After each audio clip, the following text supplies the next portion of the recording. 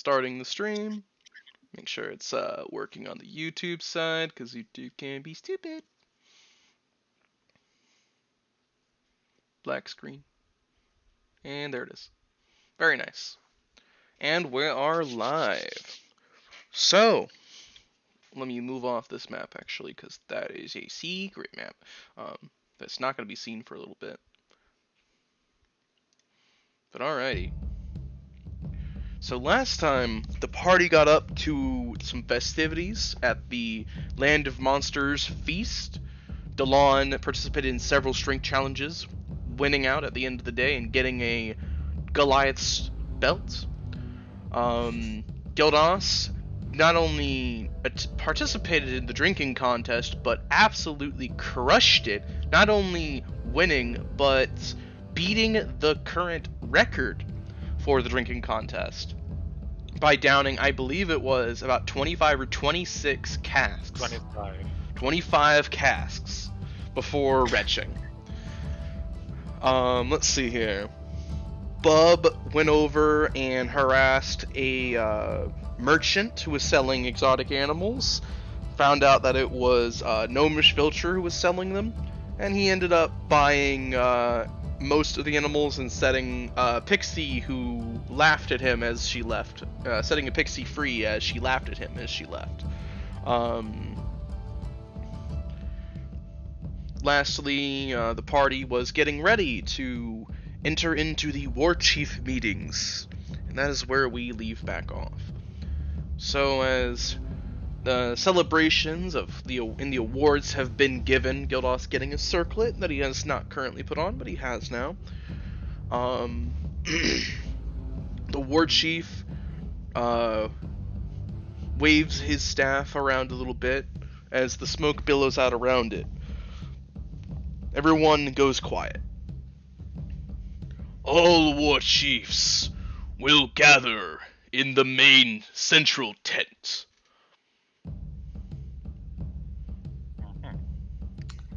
It's time now. Without another word, he turns and begins heading that way. One by one, the War Chiefs stand from their positions. Some either unwrapping some women from around them, or others putting their tankards down. All of them grabbing their weapons and gear, though, as they begin following the shaman down the way. Gildas, I imagine you follow suit? I was about to say yes. I essentially do like everyone else. Alright. And make for the tent. So you make like everyone else and head for the main central tent. When you arrive, it is the shaman's tent.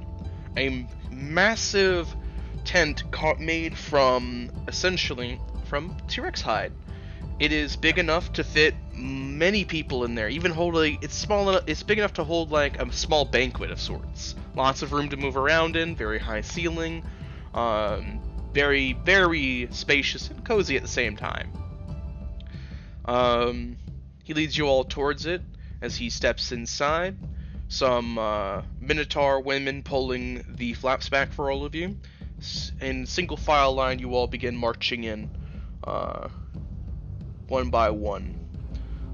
Gildas, you were the last to enter, as all the other war chiefs are far more used to this, so they got their things together quicker than you. I mean, it makes sense considering I'm the latest war chief anyway. True. It would make sense to be the last one to enter. True. You notice as well, Gildas, that each war chief, when they enter this building, has a small entourage with them. You notice that as you're heading there as well, Dagdar marches up behind you and starts walking in step, but behind you. He checks his helmet, makes sure the plumes are all good. He's checking his shield. He's making sure he's presentable as he walks down the way. Nice.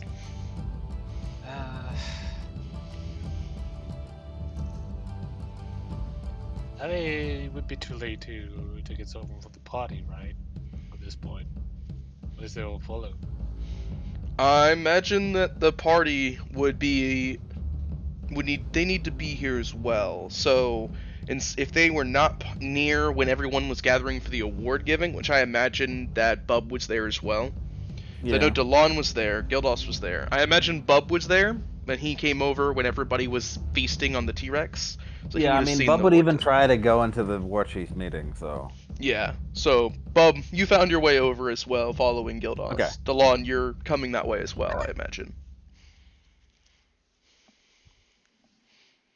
Hello, DeLon? He's muted. Pause. Yeah, sorry. Yeah, I was just muted temporarily. I was trying to get it. I don't like this new interface. It's hard to unpause. Okay then. But alrighty. Yeah, Discord updated the phone app, and so it has this weird interface. That sounds bad. But alrighty. Every time. Yeah. Party heads on into the War Chief tent, and when you head inside, you find that the shaman is already seated on essentially a pillow in the room. He has his staff in one hand, and there is a central fire being tended in the middle. Every War Chief kind of takes up a spot where they can find themselves comfortable. Before they sit down, their entourage lays down something that they can sit on, kind of a thing. And many are sitting in slouched positions or sitting with one leg up and their arm rested on their knee. All of them are there in different fashions, sitting in some position of just comfort and confidence.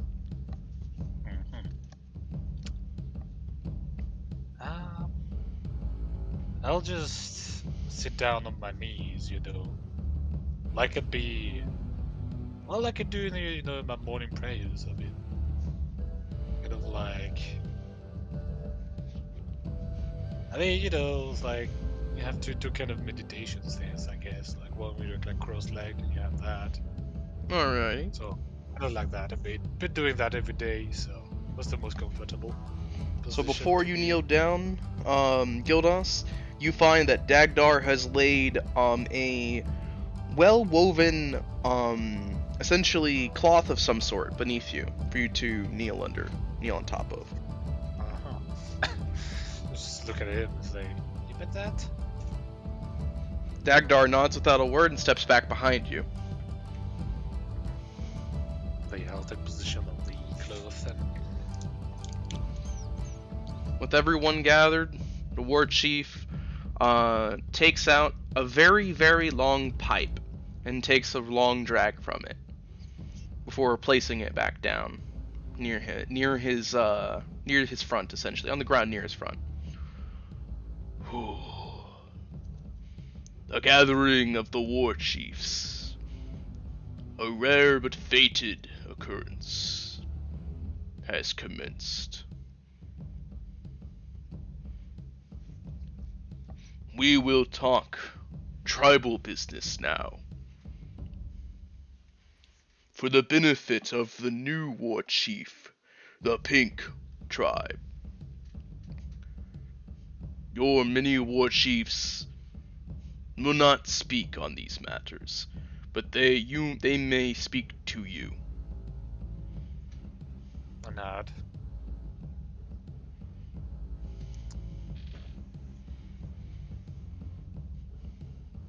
Good.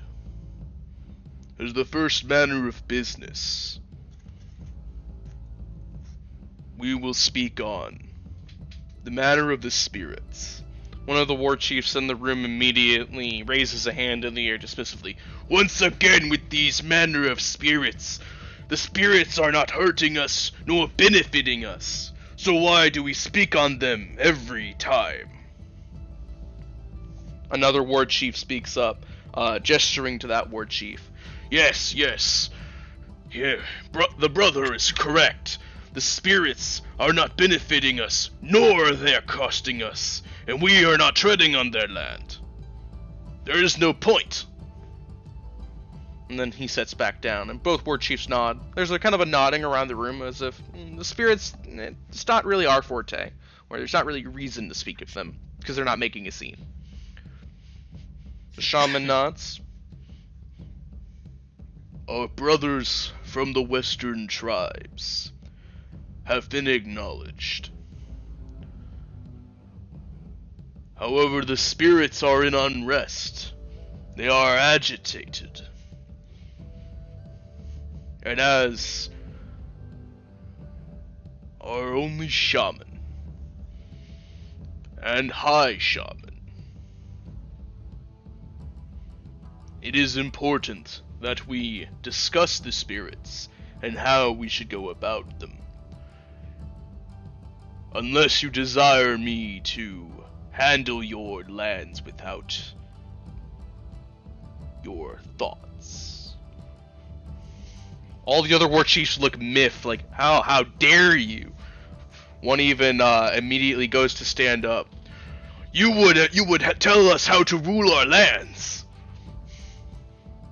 The shaman simply looks at him calmly. Sit, brother of the southern tribe. If I were to tell you how to rule your lands, I would have done so by now.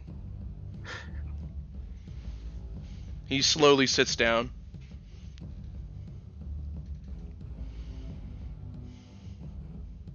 I wish to hear of your thoughts on the spirits, starting with the brothers of the western tribe.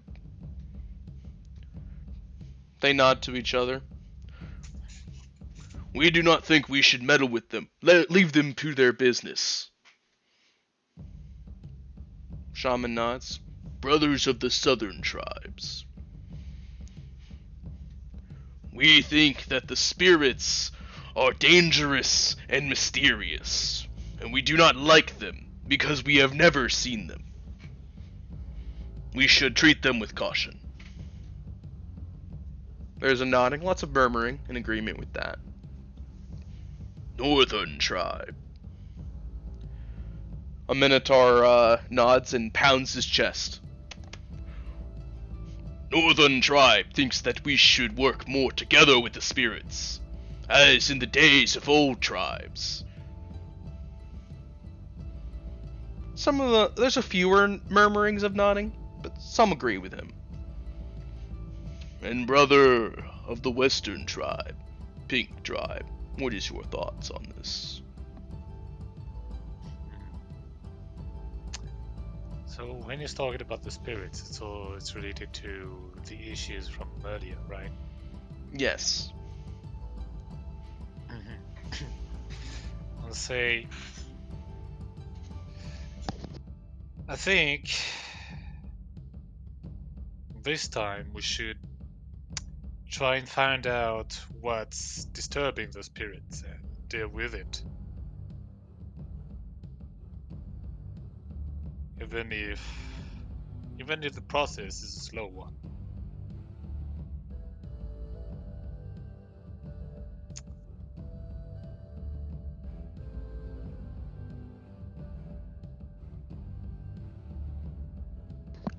There is some nodding. And Gildas, one of the orcs that's from the eastern tribe, the ones that were against the spirits, speaks up. The new pink war chief wishes to have a vested interest in the spirits. Why? So, I'm assuming they can't see the spirits, right? No. No. But I do. At least, from the early interaction, I know I do. So we'll say... My reason is the spirits are indeed a thing, and simply ignoring them at this point might further endanger all the tribes, as our shaman is likely to try and inform us of the danger.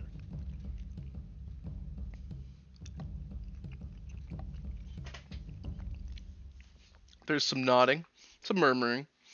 The one of the northern tribe speaks up. The brothers of the pink tribe are right. They could be very dangerous. There's a lot of hard gesturing and overconfident nodding before they sit back down as well.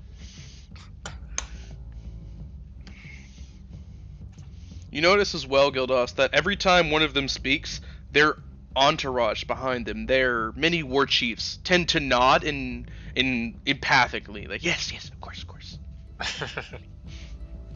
Actually, I want to ask, like, given like where I'm sitting, like, who's beside me, like tribe-wise?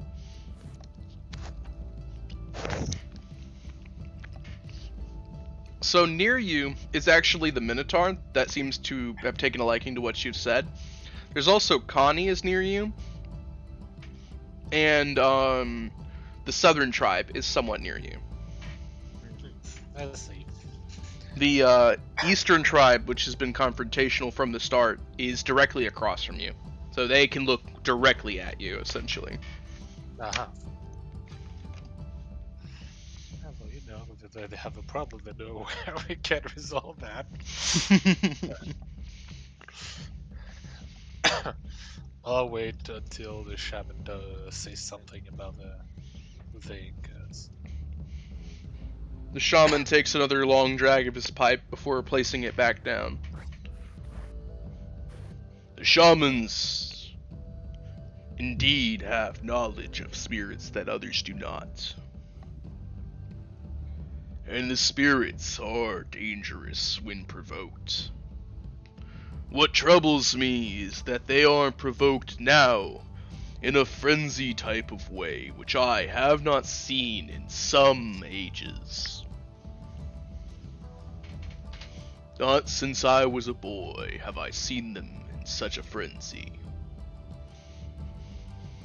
It is in the good of the entire tribes for us to not have this frenzy aimed at us.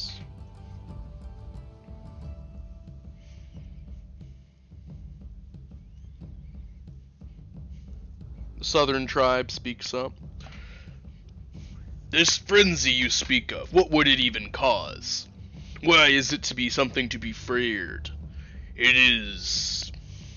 what? The shaman responds.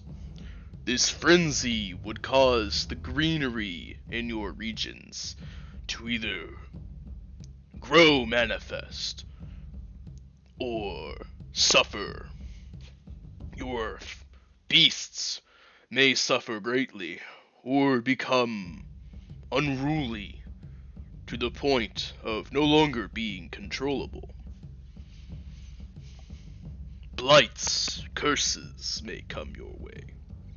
At the mention of curses, most of the tribes in the room begin murmuring and looking among each other, kind of, curses, indeed, curses. Also, after the mention of curses, the Western Tribe immediately speaks up.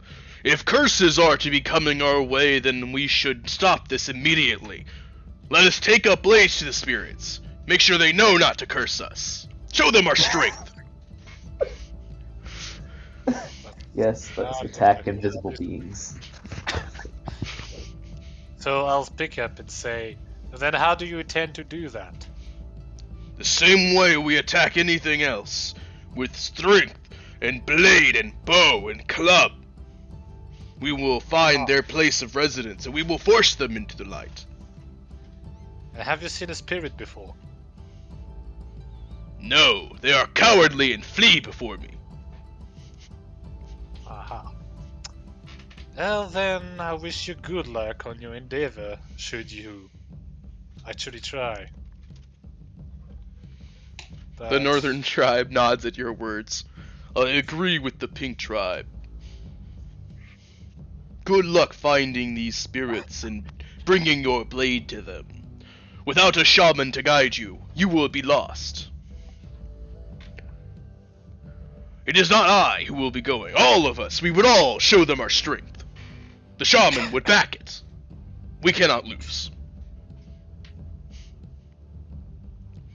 The Southern Tribe speaks up. I think it's a bit early to be considering going to war with spirits. When we have war in our savage borders.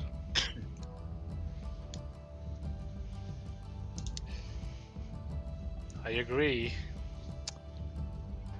I would suggest we find out. Well, discuss with the spirits first. Before even considering, well, how to approach the whole thing. Yeah, that's why we have a shaman in the first place. Can commune with spirits. The northern tribe nods. Indeed. We need not go to war with the creatures that may protect us. We should speak with them and see why they are so upset, so that they might protect us from our savage neighbors. The shaman nods. Not just the savage neighbors, but our civilized neighbors in the south. All of them kind of smirk and civilized.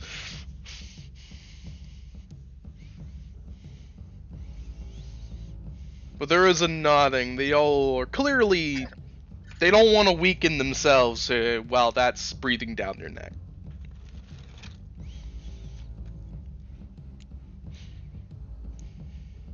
Then we are in agreement. We will commune with spirits and see how we might appease them and their struggle. Throw a bone into the fire if you agree. The northern tribe instantly throws a piece of bone in the fire without even waiting. The southern tribe stews on it for a moment and throws a bone in the fire. The western tribe watches you, Gildas. I'll throw one without hesitation as well. I mean, I said my piece. It's pretty clear how I stand on that. Where I stand, so. Connie immediately throws a bone in the fire as well, giving you a nod, Gildas. The western tribe looks among the others and throws a bone in. We have been out communed. We agree. However, the western tribes hold reservations.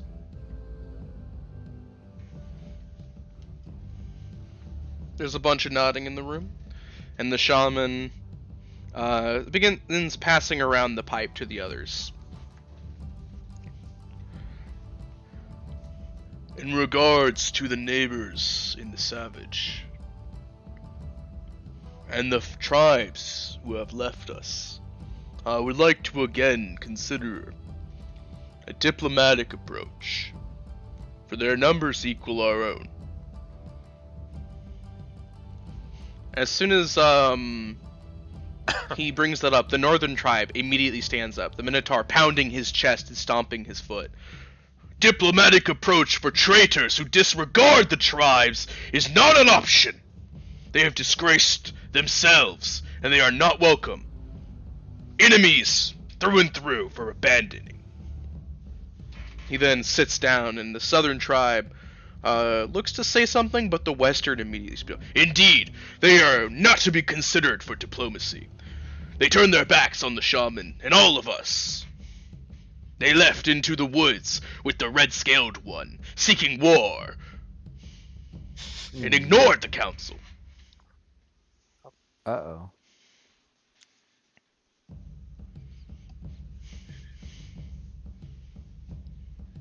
The southern tribe slowly speaks up. We of the southern tribes think that we should consider such diplomatic relations. They may have turned and disgraced themselves, but we should give them the chance to remember what it's for.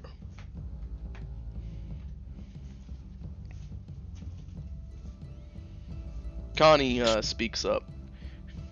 I think that if somebody has left your group, they should be given a chance to come back in.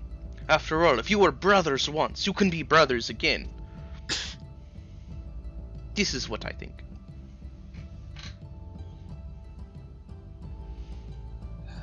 What should I say?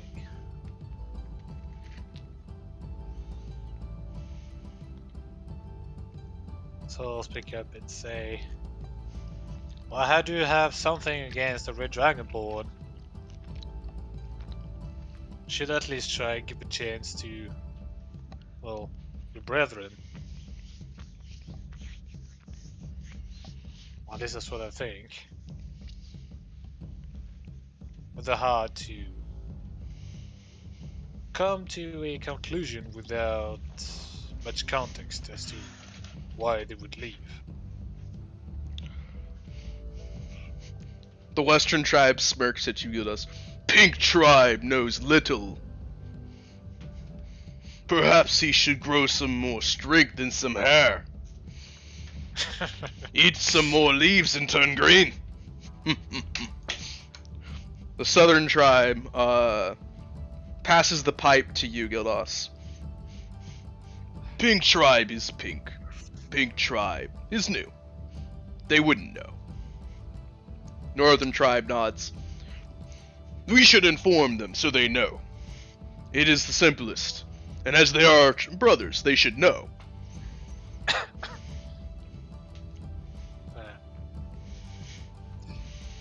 See, the problem with the pipe is Kildas doesn't smoke. That's the problem. You better start. I mean, I guess, I'll bear with it, like, take one hit of the pipe and then pass it on to Caddy. So Gildas, as you do so, you don't know what's in this pipe, but it is extremely aromatic. Definitely never something you've smelled or tasted before. That's just mystery meat, but it's mystery tobacco. Canny takes a deep drag of it and hands it off, nodding. I like this. I'm going to get more.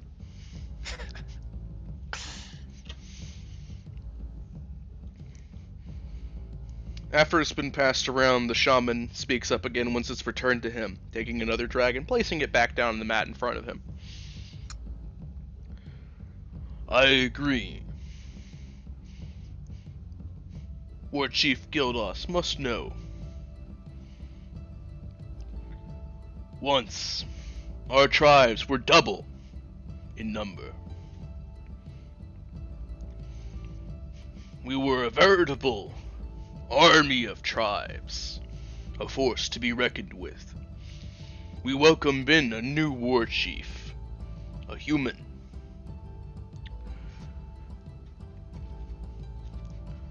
A unusual choice of war chief. However, he was strong and agreed with us all. He may not have been an orc, or minotaur, or Goliath, or lizard folk, but he had the heart of one, and we understood his soul, his spirit, was with us.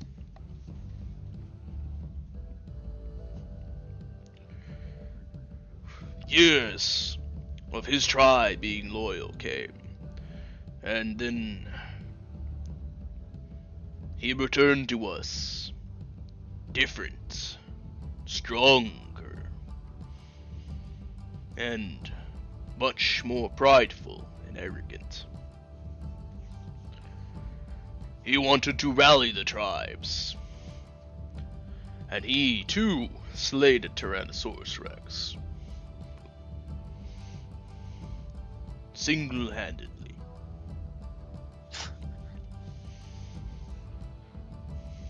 Tribes gathered, and we had an incredible feast, second only to this one. At the council meeting, he rallied for war.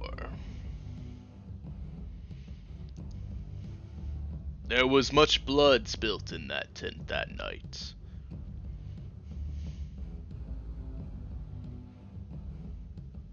At the end, the tribes had been split in two.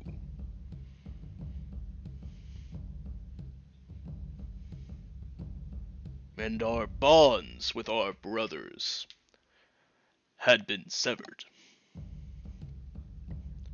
If we see our brothers from that tribe in our lands again, we will not hesitate to beat them out. However, I have hope to restore diplomatic relations with our now red-scaled brother.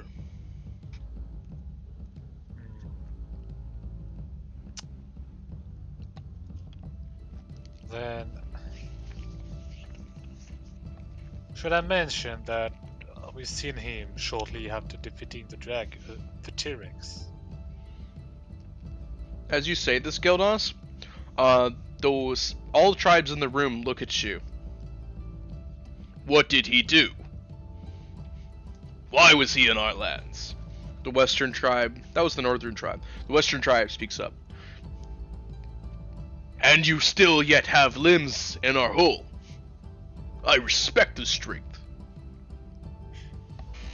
He would have had you quartered and dragged behind his lizard. Southern tribe is looking at you very suspiciously, Gildas. I think what happened is he witnessed our slaying of the T-Rex and took that as a way to gauge our strength. However, my goblins told me that he burned the forge they built on these lands. And for that, he has my ire, even though I barely know him. Which is why I wanted to know more before taking a stance on that issue.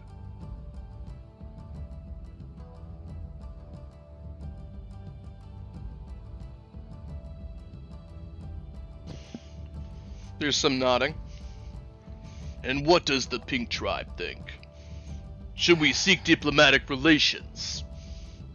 Or should we continue to be antagonistic to our treacherous kin?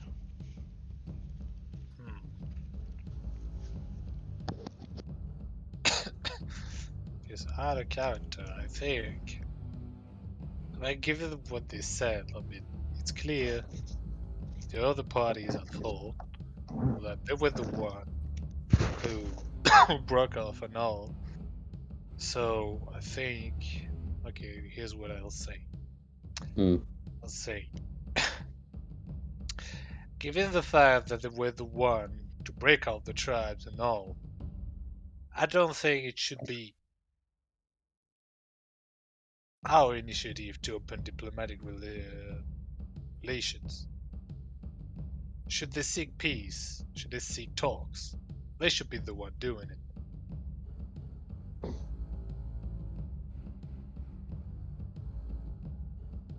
There's some nodding at that. Although I don't particularly think that you would take it really well, after all. Simply leaving the tribe, then perhaps a decade later coming back and act like nothing happened isn't, well, not really a great start, is it?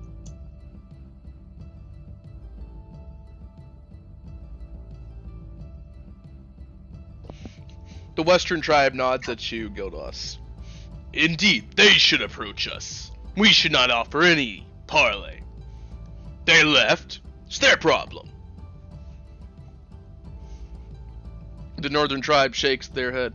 I agree that we should not offer them any kindness. However, I disagree with ever considering diplomatic reasons with them. They are traitors, and they will always be traitors. Let them wage their wars. Let them burn.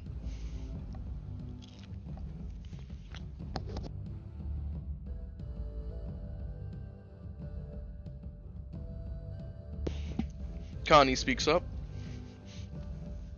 I still think that accepting your brothers back in again is the best choice.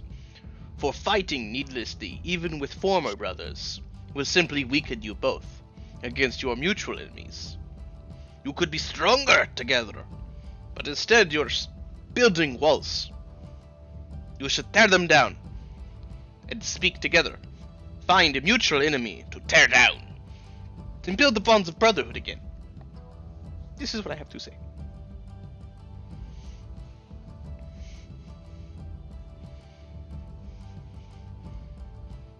We of the southern tribes think that it's very suspicious that the new war chief had relations or a moment with the red tribe. Why did the red tribe let them walk? And why did the red tribe merely burn their settlement? Not take his goblins or his weapons and armaments that he made.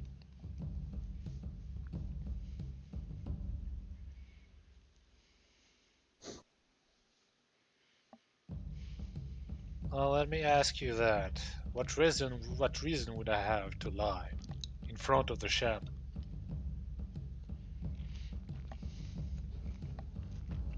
I had something to hide, I would have never went back to the tribe, participated in the festivities, much less tell my ambitions to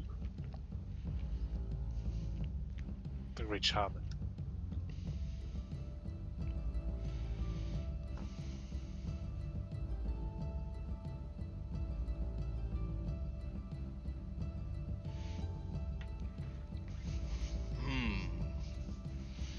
The shaman thinks for a moment. This is a talk of the Red Dragonborn and his tribesmen, not of the Pink Orc. We can talk of that another time. We must remain focused on the topic at hand. If I am to understand, those here mostly do not wish to enter diplomatics with our brothers in the Savages. If you agree with that statement, throw your bone into the fire. Almost immediately, all of them throw their bones in the fire. Connie simply breaks the bone in her hand and doesn't put it in the fire.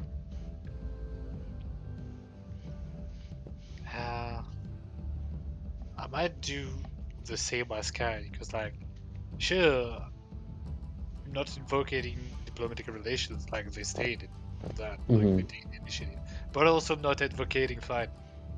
There's a problem. Yeah. Just say, let them make the first move, like responding kind. So. The ball's in their court at this point. Yeah. So I'll be like Kenny and break the bone, I think. Maybe break the bone and like send one half to the fire.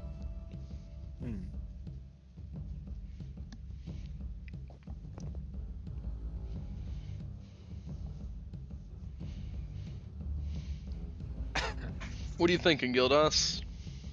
I mean, I told you, just like breaking the bone in half and like send one half to the fire. Alrighty. Get the other one. So at that, there's some nodding. You notice that the northern tribe nods at you, Gildas, as if appreciating something that you did.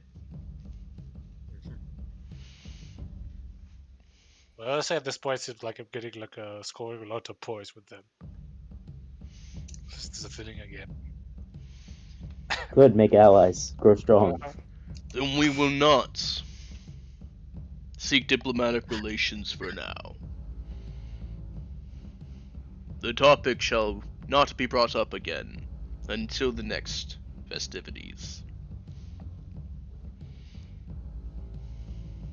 Shaman takes another drag and starts passing the pipe around. The last topic of discussion is what to do with the Pink War Chief, his followers, and his land. Their land is not their land, but it is not any of our land, except for my own. How much land should we give the new War Chief?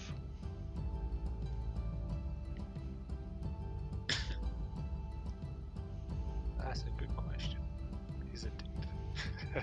They've made themselves quite useful there. I think we should all be given opportunities for trade with their crafts. Make the tribe strong. Not just a tribe, all tribes strong. What say you? The northern tribe nods, stands up, and pounds their chest. We of the northern tribe think that the new pink tribe, they have made the land useful. Land unused. They have found ore we did not know. And they have crafted weapons of war, weapons we need. Give them the land. They are making use of it. The southern tribe nods, speaking up. The southern tribe thinks that we should do as the northern tribe suggests. However, keep their territory small and leave them on the border. It is easier to keep watch of those on border than anywhere else. And if the Red Dragon doesn't like them, perhaps he'll burn them down again. And we will let them burn. This is what I think. The Western tribe speaks up. We of the Western tribe think they should be given the smallest amount of land. Merely their mine and their shop, and nothing else. Whence they have proven themselves much more worthy, and have given us all a lot more to think about. Then they can have more land. They must earn it. And only earn it. This is what I think. The Goblin tribe speaks up. We of the Goblin tribe have had our eyes on that land for quite a long time. We do not think they should have it. It should be ours. This is what we think. There's kind of an eye roll among a lot of them at the Goblin tribe's mention. It's clear they're not respected, even if they are war chief. Connie then speaks up. They have been working the land. They have been using the land. They have clear ideas that could benefit all tribes. I say, welcome them in.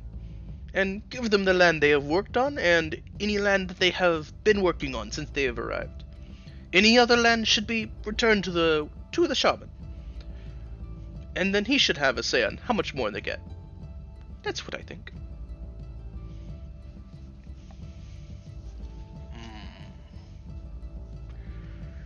And War Chief Gildos, how much land do you believe you should have?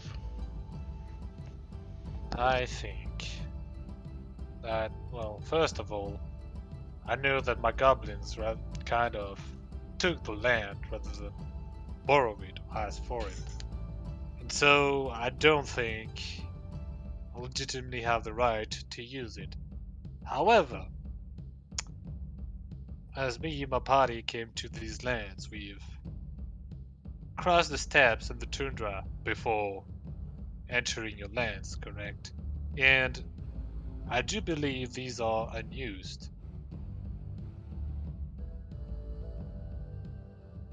This part of it. Just gonna wait for a response about that before continuing on. As you mentioned those lands, the southern tribe speaks up. We of the southern tribe hold claim to these tundras. Your small party was not seen. We didn't see you. I did not know that.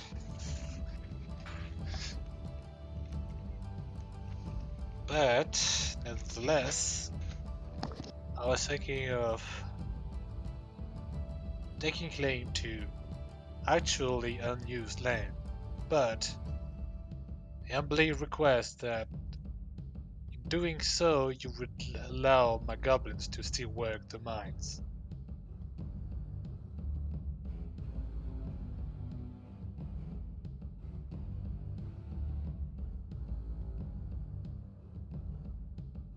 And yeah, who was it that said like the frontier outpost or something? Which tribe again? At least one, right? The southern tribe was mentioned that they would be. They think you should have the basically the border tribe. Basically, if you die because you're on the border, they won't miss you. But we'll look at the southern tribe again. Say, I do think that the frontier tribe sounds like a good idea. This way, me and my goblins can be your watchmen, as well as set up trade routes by the frontiers as a way to get revenue for the tribe, as well as be the first to screen new travelers entering the lands. The southern tribe nods, very empathically. Yes, yes, I had thought as much as well. I think that is a great responsibility, and if you fail on those, your land should be taken from you. This is what I have to say. The northern tribe speaks up again. We of the northern tribe have unused land that we have staked claim to, but we have not used, nor do we have the population to use. We think it is a great place, and we will keep watch on them.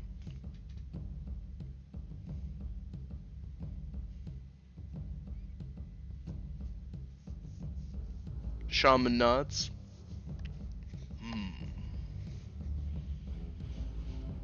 Then we will allow their goblins to work the mines, as they were the ones to have found them. And heeding the counsels of the others, we will allow the Pink Tribe to function on the northern border. This way they are watched over by our brothers in the north. So if they get up into anything that they do not approve of, it will be relayed straight to me. And this way they also are allowed to handle trade routes and screen visitors, as the southern tribe so helpfully suggested.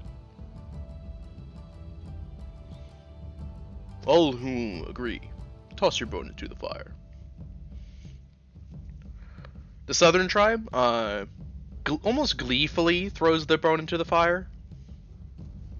The northern tribe does quite proudly does so. The western tribe breaks their bone and doesn't throw it at all. Connie, however, throws her bone in the fire. I do agree with the proposition, so I'll throw my bone as well. Then the Pink War Chief shall have some of the unused lands in the north, specifically on the border, and they will have the ability to continue to mine the ore which they have found and work it. And all tribes will be allowed to trade with the Pink Orc tribe.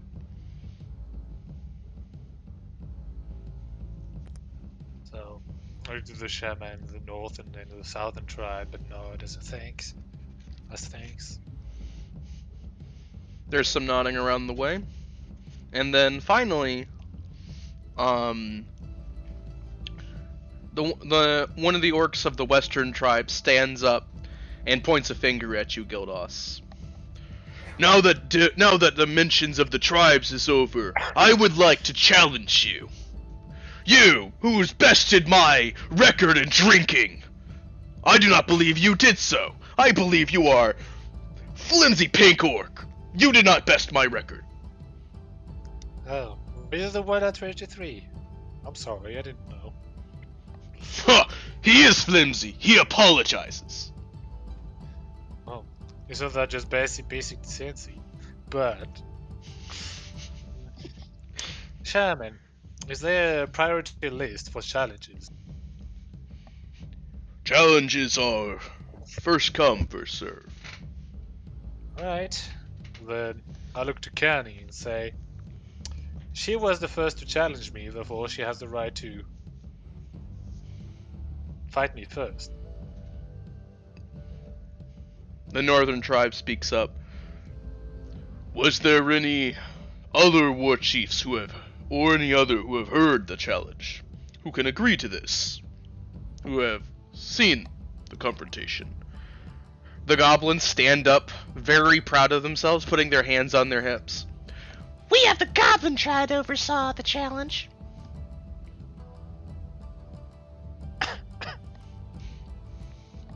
The northern tribe just kind of looks at them with mild surprise and nods. Then their challenge should happen first, and other challenges. Then the western tribe can happen afterwards. This is the custom. The other brother of the western tribe stands up. And I would like to challenge you to feats of strength. I wish to know the strength of my new northeastern brother. Well, I accept the challenge. Simply. Just know that if it is a duel, then you have to wait. That's all I ask. One of the southern tribes speaks up. We of the southern tribe have problems with your mini war chief winning so many bouts of strength. He is an outsider and not even an orc or minotaur or Goliath. He is nothing but a dragonborn of the White Lady. He is not that strong. Talon will glance to the shaman as if, am I allowed to speak? As He's the giving shaman, so as the shaman's about to nod at you, Connie speaks up. So many accusations towards the new tribe's men and himself. Say what you mean. You do not like him. Say it outright. If you are going to be cowardly, then you have no right to be war chiefs. Say what you mean. Don't be dancing around it. You are pathetic for it. That ruffles a lot of feathers in the room. Then I challenge the pink orc to a drinking contest. The other western brother, I challenge him to a strength contest now, and slams his fist down. The southern tribe stands up and stares up at Connie. Then I will challenge his mini war chief to a strength contest. Multiple. I'll just turn to Dal and say, good luck on that, pal. I'll be pretty busy myself. Talon just gives you like a faint sigh, but with a proud smile. Aye, you do well, my old sport. You're going to need it. The shaman stands up and reaches into a pouch and throws some dust on the fire as the fire in the middle of the room billows out in a large plume of purple flame, making all the other tribes kind of take a step back and get less confrontational for a moment as they were just surprised. Then the challenges will be overseen by myself. Let us step out of the tent. It is a nice tent. I do not wish to have it ruined. All the other war chiefs slowly begin to leave the tent, and there's a lot of glaring going around now. It was so nice and simple. With the feigned ability of civility. So fake. It's literally held together by like one person, one shaman. It's just like dogs like, no, I want, no, you will wait. How do we ask? But I want it. How do we ask? Fine. Please. I just love how chill the goblins are, though. They're just like proud of themselves. Yeah, we did this. We want land. It's ours. We wanted it. And you're like, yeah, okay, sure, buddy. Well, I find it funny that the goblins usually did not speak up to any issues before, until you Yeah. know they actually had like a personal stake in it. Yeah, pretty much. Until what they wanted was being mentioned. Exactly. Then they could give a crap about you. Oh, we had to throw a boat. I don't know. Exactly. We want that land now. We ate the bones.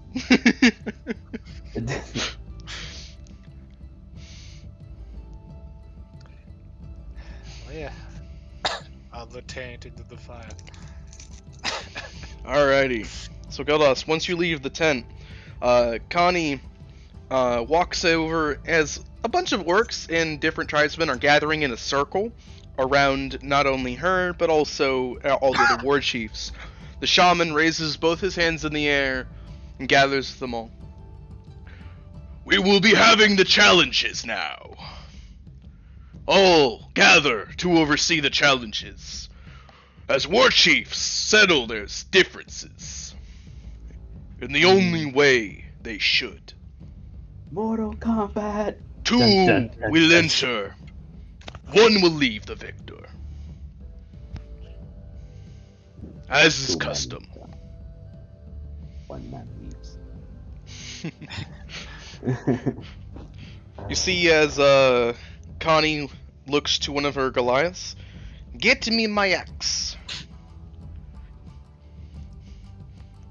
Who quickly comes back with her incredibly impressive looking axe. She hefts it on her shoulder as she stares at you, Gildos.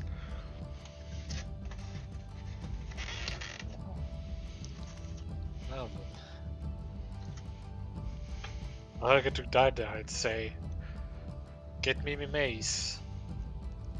Well, get me your mace. Yes, what, Chief? Dagdar rushes over and comes back with not only the cactus mace, but also the spiked shield.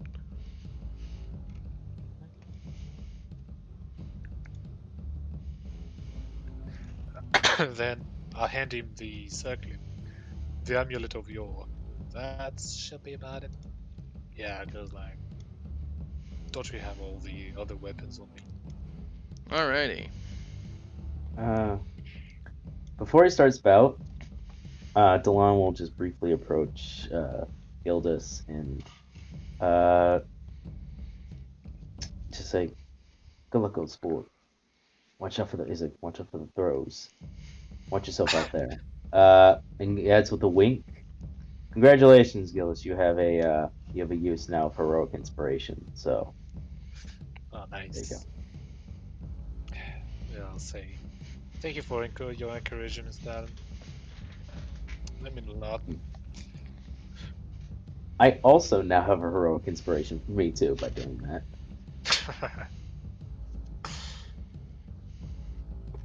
But yeah. So, before we begin, I'll look to the shaman and say, any particular rules to the fighting, or is that the whole lot fine? You will use everything you have, all of your martial skills, to handle this bout. Show your strength as both new chiefs. Show us what you have to offer. Right, well, that's all I needed to hear. And say, then I look at Canny and say, well, Canny, let's show them a fight like only Renaldgen can. She gives you a nod, raises her axe plants her axe firmly in the ground, holding both hands on top of the bottom of the pommel. Yes, let us show them a good time. However, I won't be doing so with this. This is the axe of my people. This is Drakefall, the legendary great axe of the Goliaths. However, It is the axe of my people. She places it into the hands of one of her Goliaths, who immediately just kind of starts dragging it on the ground. It's so heavy she could barely handle it, kind of a thing. She then reaches behind her back and takes a shield. A really big shield. For most it would be a tower shield, but for her it's average sized. I will be fighting you with this. She slams her fist on it. This is mine. These are my brothers in arms. She gestures to many names carved in giant on the shield. So like I didn't say. So this is the shield you mentioned. That's bigger than I thought, honestly. But shouldn't be surprised, honestly, though. I mean, so that's a standard issue for Goliath. All these things changed as I was away. It is standard issue. However, it is no longer. She slams her fist against it again, as it has been changed into a symbol and a great beacon. You see Delon give her like a nod. Just like a Picard nod, like a Mr. Miyagi nod, like very good. Well then, for me, I'll be using weapons that my tribe made for me. They may not seem like much, rather crude to be honest, but I want to prove to everyone here that they're worth something.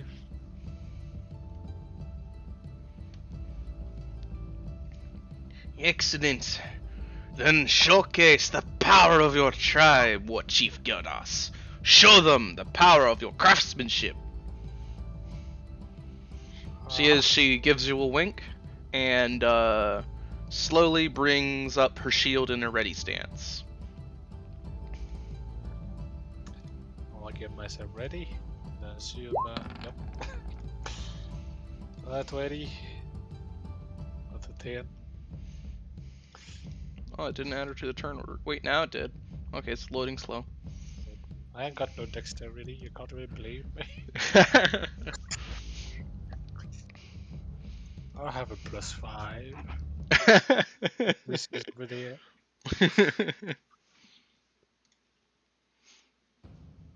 I have a +11 to athletics, so you know.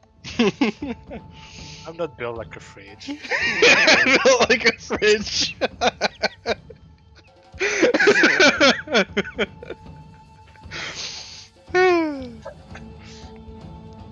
But alrighty, Gildas. Let me adjust this a little itty bitty bit. There we go. So, as Connie begins to take her ready stance, she rushes towards you and flings her shield basically flings her arm that's holding the shield at you in a full body smash. But she misses my full body. Indeed.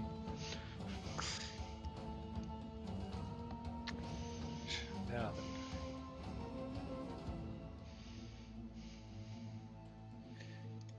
So, I know about my mace, so I'll say, this is the strength of my people, but this is not the only strength I have, as I have the strength of my faith, like I see, show you. And so, I shall do that first, my weapon. Nice, nice. And then, since it's a one-on-one, which is really nice, I can do that. Morning Star. Hold on, that's not my things. Where is it? Boop. Holy shit. And then I'm gonna upcast Searing Smite level 2. Alright. So she takes 7. This should I hit? That's 7, 12, 18, 22, 25. Alrighty. So that hits because crit. Let's see, con save. And remind me, she It's con save on her turn. on her turn. So Okay. yeah, if she succeeds, the spell ends. If she doesn't, it's like yeah, 1d6. Okay then. Or is it 2d6 because it's second level? I think it's gonna be 2d6 because it's upcasted. Right. But that should be it. All right. So and she's taking. You said 25. 25, yeah. Alrighty. So let's see here. Yeah, hold on. 11, 14, 18, 21. Yeah, hold on. No, it's not 25. It's more than that. Yeah, 11, 14, 18, 24, 27.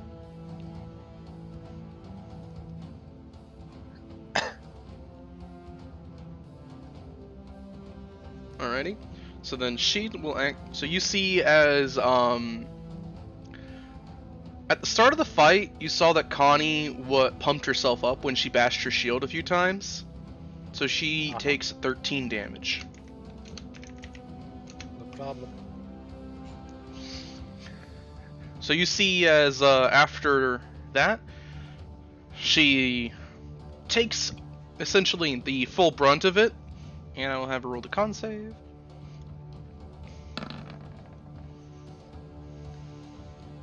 Another 12, 11.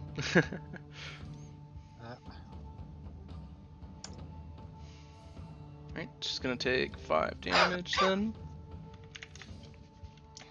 Actually, that's 3 damage, sorry. So after she combusts with some more fire, she bangs her fist on her shield a few more times, and then releases almost what sounds like a thunderous or bear-like yell. Alright, Gildas! I haven't been hit like that in a while. I'm really getting pumped now. I've been training. So she is going to make a reckless attack. Uh-huh.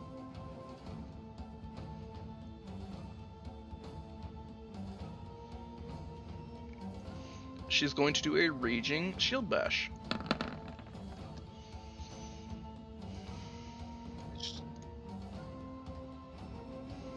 That's a hit. 24. Yep. 24 to hit. Yep.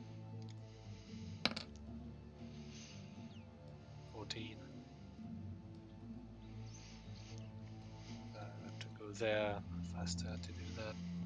Go 28. So after she bashes you, make a strength save. Oh boy. Yeah, hold on. Just checking something first. Yeah, the spite shield is only advantage on like normal attacks, right? Just not on everything else.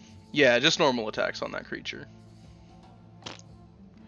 So, you feel as when she bashes into you with the full brunt of her basically getting hit like by an ox, you get pushed 5 feet back and she moves into your space.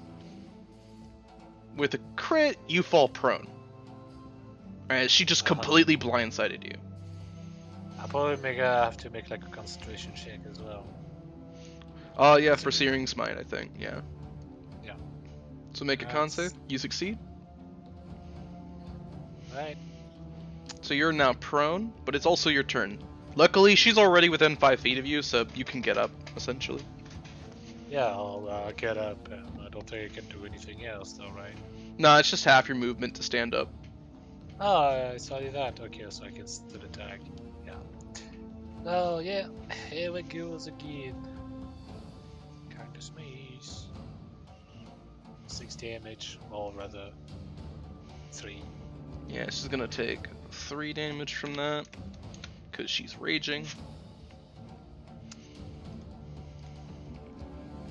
Con save time. Nope. Alright. So she takes more damage then. Ooh. So she's gonna take 10 Wow. more damage. As you see as she combusts again. And for a moment she kind of wobbles on her feet a little and then stands back upright, pumping herself back up. Pounding her shield again. Just pound, pound. As each pound kind of works herself back up into a frenzy. Oh, Gildas! Oh, after this I'm treating you to a drink. You've really got my blood pumping. Oh, kind. You're so kind, Kenny. Honestly, I was thinking of being an asshole soon, but I have to reconsider that. After all, I mean, your shield is made of metal, isn't it? Yes, it is. I would be ashamed if I made you drop it. I'd love to see you try. Come on then. See, make me drop it. Alright, well, suit yourself. She's gonna do another shield bash on you. Yeah, that's a miss. Alright.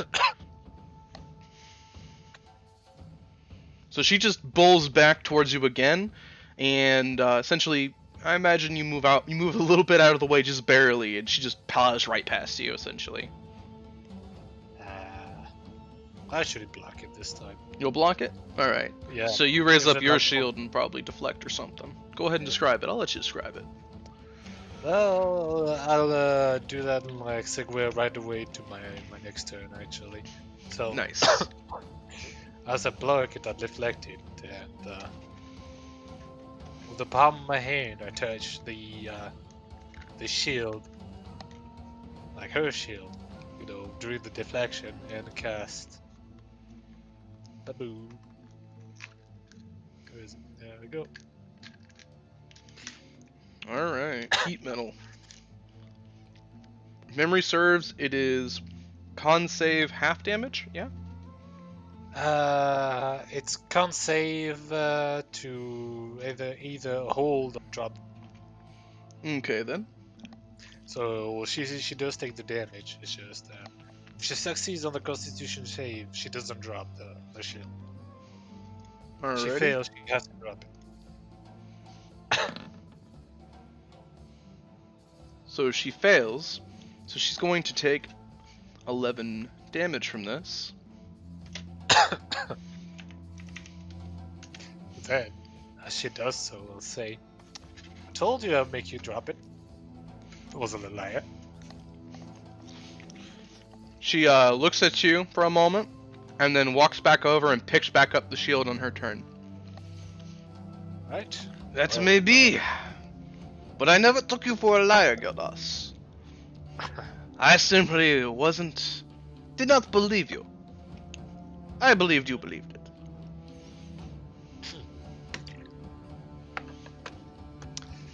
Well, Just gonna charge at you again. that's a hit. Mm-hmm. Let's see. Roll the damage. There we go. That's 13. She's also going to do this.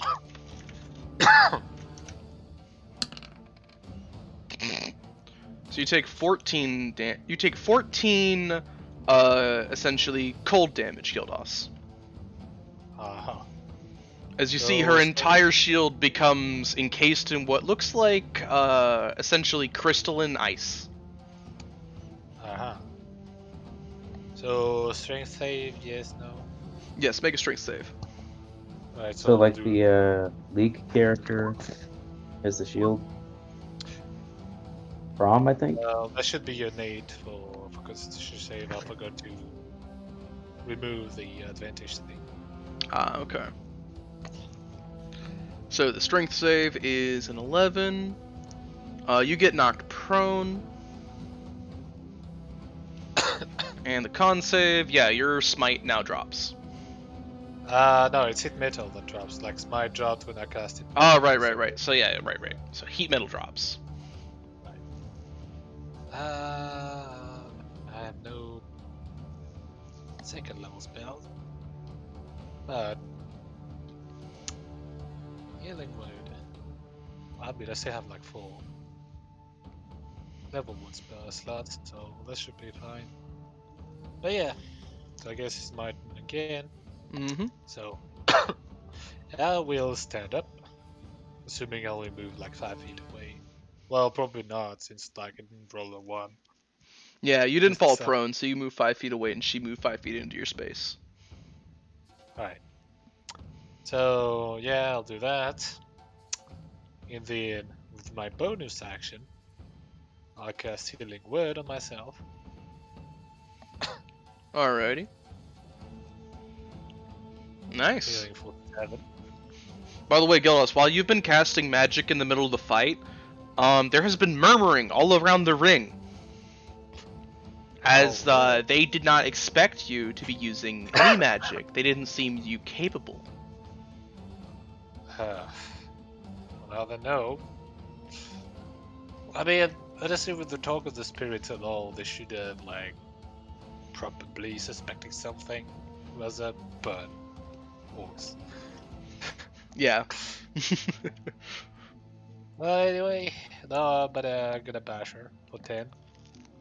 Alrighty. Hits. That is a hit.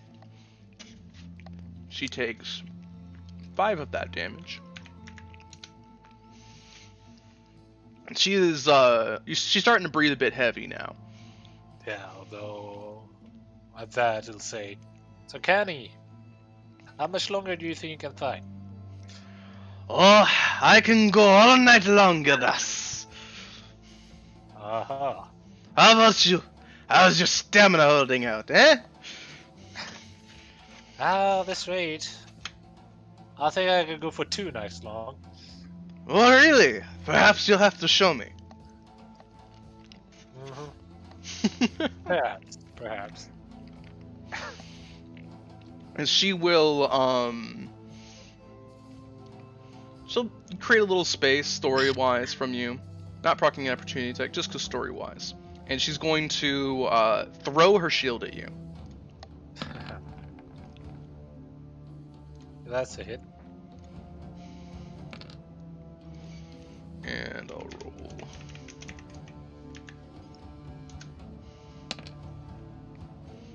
Damn!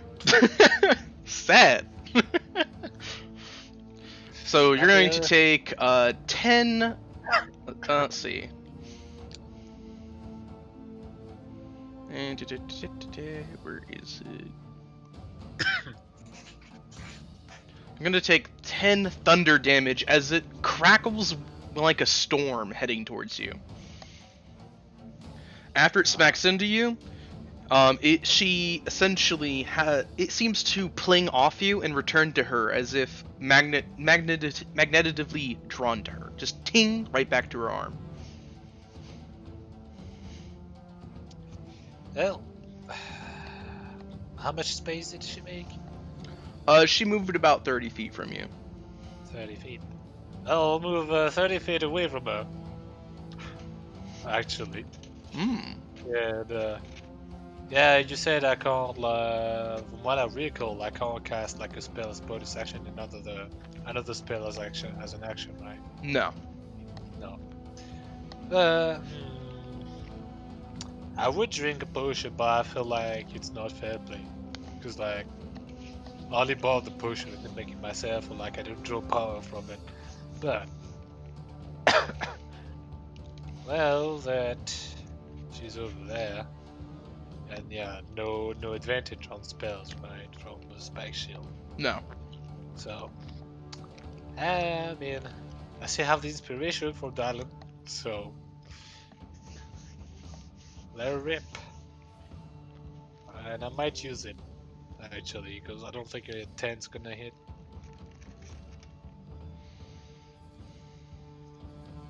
So that was it. I believe Delon's is a d6. Yeah. That's a 14. Alrighty. It is a D6. It is a D6. So let's see here. So Geldos, how do you want to win your duel? Ah, the hits. Bam.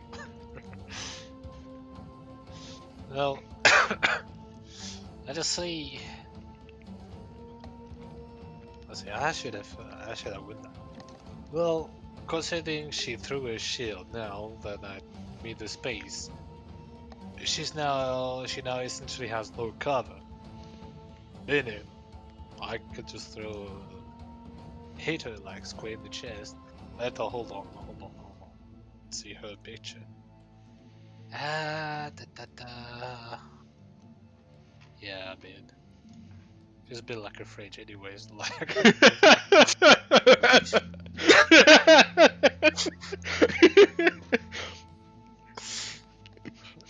She's built like a fridge anyway. Yeah. Okay. How's the crowd around her before the thing hits? Like what is their mood like? Yeah, what's the mood like? How are they placed and all that? So the crowd around her, so the crowd has kind of like made bigger room after they saw magic on display. They kind of stepped to further back and saw when she started throwing her shield, they also took a step back essentially. So there's a decent amount of room between her and the crowd, but the crowd around y'all seems to be very invested in the fight and cheering and just having a blast.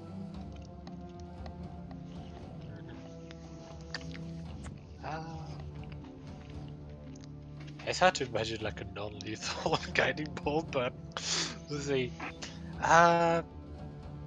Let's say the way I'll do it is that I cast guiding bolt, like I would usually do like in a normal fight. But as it reaches her, it goes from like a pretty big like bolt to essentially more of a pinpoint thing that goes like right between her eyes, you know, where it's like blue, like with the blue just the kind of Yeah. stops. Is it like you would poke someone with your fingers, just like make her fall backward on the back.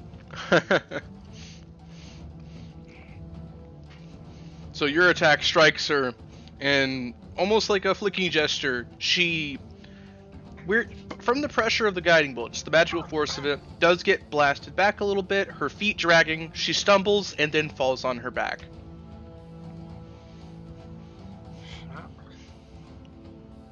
There's some clamoring, some cheering, as some seem to go quiet as well, kind of looking to see if she gets back up. Connie seems to struggle to get back up for a moment. She kind of slams her shield a few times, trying to right herself, and then eventually manages to prop herself up in a seated position, and holding her shield as kind of like a support, she raises her hand in the air. I concede. I have been bested. So, before celebrating, I'll crouch down next to her and say, "Let's have a rematch in Renault." She takes your hand, kind of pulls you down next to her, essentially, and gives you a grin. Gladly. For you got us, we can fight anytime. But one condition, though, or rather two. First one: when me and the caravan gets to Renault, you let her send her. No wanted poster or anything. I don't want to get arrested. I just want access to the country. Second condition: you bring your axe to the duel. Oh-ho!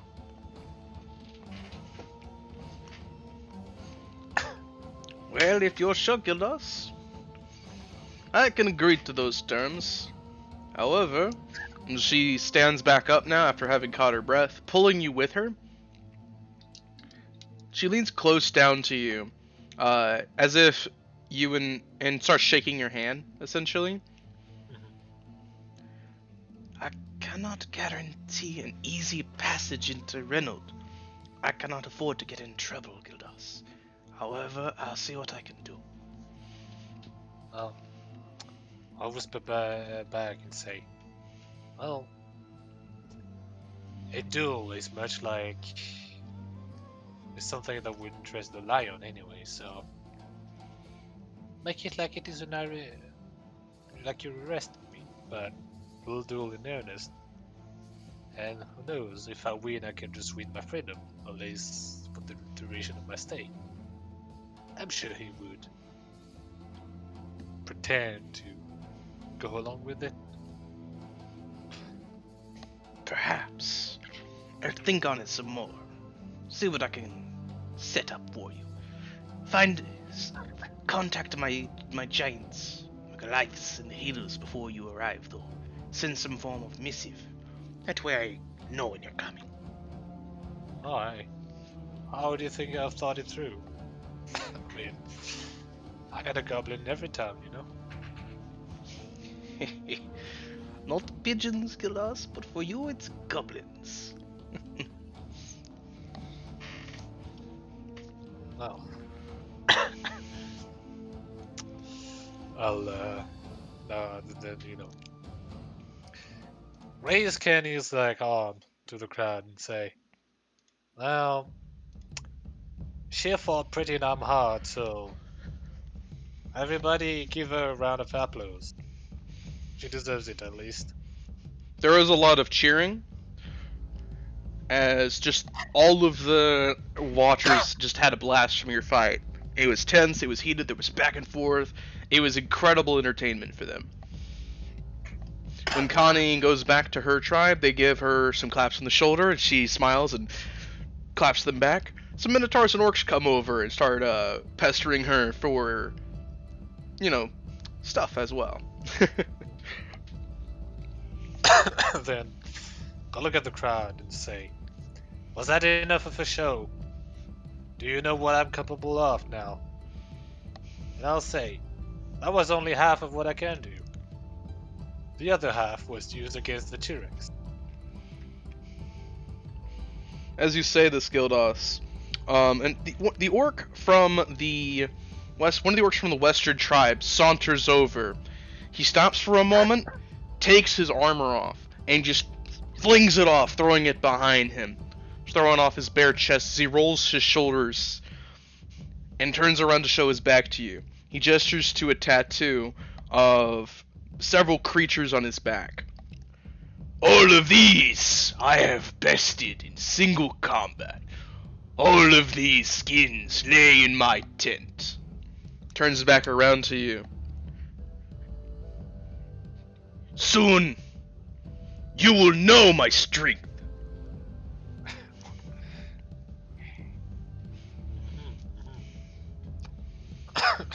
What really wicked creatures do you have? There was what looked like a tiger of some sort. There looked like a raptor. And there was another thing that looked kind of like an immensely powerful wolf. Like a evil-looking, red-eyed black wolf.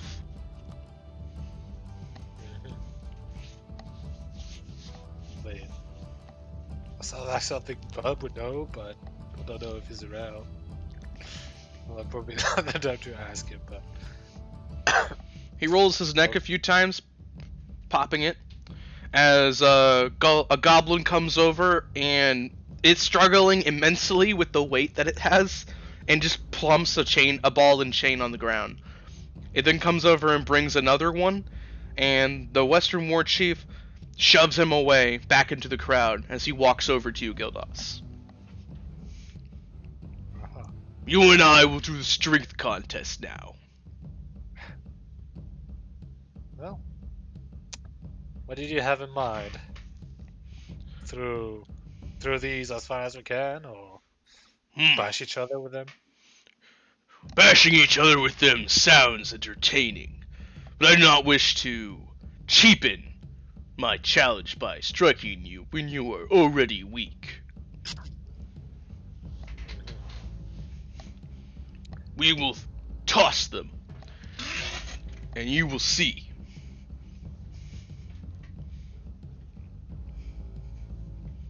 Alright then.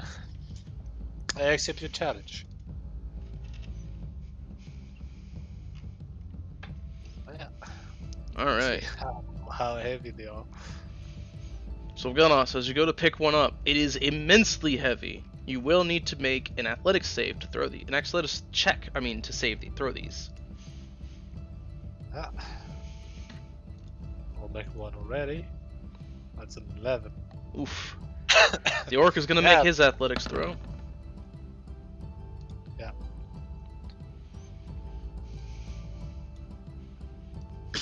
So what were you gonna say? Well, to say, I'm not really strength, I'm not more endurance, but it's fine. Fine. Yeah, like, because it's got a +8, I got a +2. Like, come on. He is all about that strength. Uh-huh. So Gunnos, you throw yours, and it goes sailing quite far. The crowd having already parted to make room for the throwing area. He looks at yours, rolls his shoulders, grabs it, and throws it. It goes sailing much farther past yours and clunks. He raises his hands in the air and just gestures. Do not forget who is stronger. So he leaves your side. That's my last. You see another orc walk by him, the other one that was with him in the tribe, that seemed to be kind of like a yes man to him. He walks over and plunks 2 casks down. First one to drink the entire thing wins. Yeah, that's more like it. Oh. Can't say. If you retch afterwards, you lose. So keep it inside of me. Got it.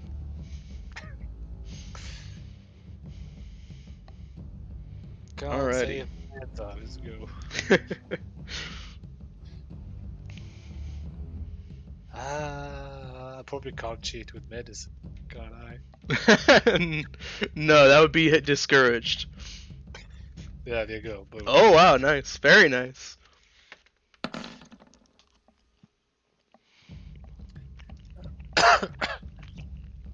So Galas, when you drink this, it is not the same liquid you were drinking earlier. Whatever this is so much stronger and fouler. And it hits as soon as it touches your tongue. You see that he is chugging it like no tomorrow with incredible speed. As if he drinks this like he drinks water. However, how do you not only best him, but like in record time? How big is the thing? It is a big old barrel, essentially. It's fantasy, so you could drink the whole thing in one sitting. In real life, it would kill you. But, it's fantasy. So, basically, yeah, it goes down like, not only like water, but like air, essentially. You don't even see, like, as you look at Gildas' throat, you don't even see the Adam apple, like, move. Like it would, like, if you were chugging something. It's just like, the thing just goes straight down to... So the orc sees you, it going down faster, and he tips his further back, he desperately drinking more, trying to outpace you. But alas, he cannot do so, as you finish yours first. A few moments later, he slams his down. He wobbles a little and stares at you. He seems extremely irritated, and then he slams his forehead into yours. Oh. I see. You are orc after all. I may not be the strongest of orc, but The most enduring of orcs. You see as he wraps his arm around you, Gildas, pulling you into kind of like an arm lock, and drags you into the center of the circle. He then kind of jostles you a little and points at you. Pink War Chief has stomach of fish. And he shoves you aside, giving you a nod. He drinks it like water. No, like air. What's it made of, by the way? Huh? Ah, it is alcohol made from the sap of a certain tree in the Savage Lands, fermented in a lizard's belly. Ooh, strong stuff. Oh. As expected from an orc. Only the truest orcs could down it. Oh.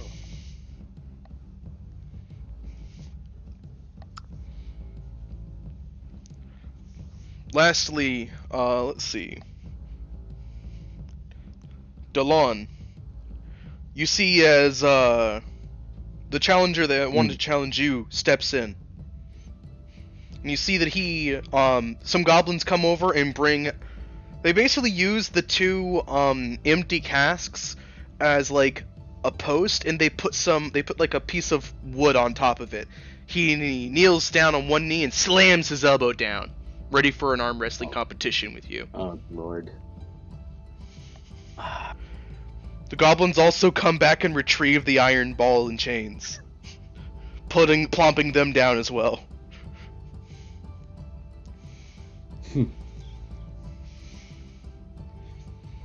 And this is your strength, is it? This is your desire of strength combat. Yes. I do not believe you bested all combatants. You are not orc or minotaur or Goliath. You are no savage. You are white-skinned follower of Lady. And this is an issue? Some may call her a goddess, but she is nothing but a meddler. Those who would ask nothing and give something in return are the most distrustworthy. Delon's eyes narrow ever so briefly. He goes, "You speak about my lady and with a tone. I don't like this tone. You will not do so while I am present." He smirks arrogantly at you. You do not like it? Then do something about it. Best me. As you wish. Delon will approach. Show he's kind of serious. He's actually going to take his sword belt off, and he's going to place it gingerly nearby. He wants extra maneuverability, and he doesn't want anything in his way. Nice. Actually, depending on his armor, that also might... No, he's wearing chain. If it was full plate, that would be an issue, but he's wearing chain. He'll be alright. You do notice that the orc is also shirtless. So if you took your armor off, that wouldn't be frowned upon. It's more like a level of how much respect am I going to get out of this? Yeah. Knowing their customs and ways. You know what? Delon will actually placate to the crowd. What say you? You about to witness a combatants of strength? I want no mistake of my abilities and any further. Should I remove my armor? That way you will see plainly that I did not cheat. You insult not only my name, but the Goliath in which you have all fought against. You do not trust his word?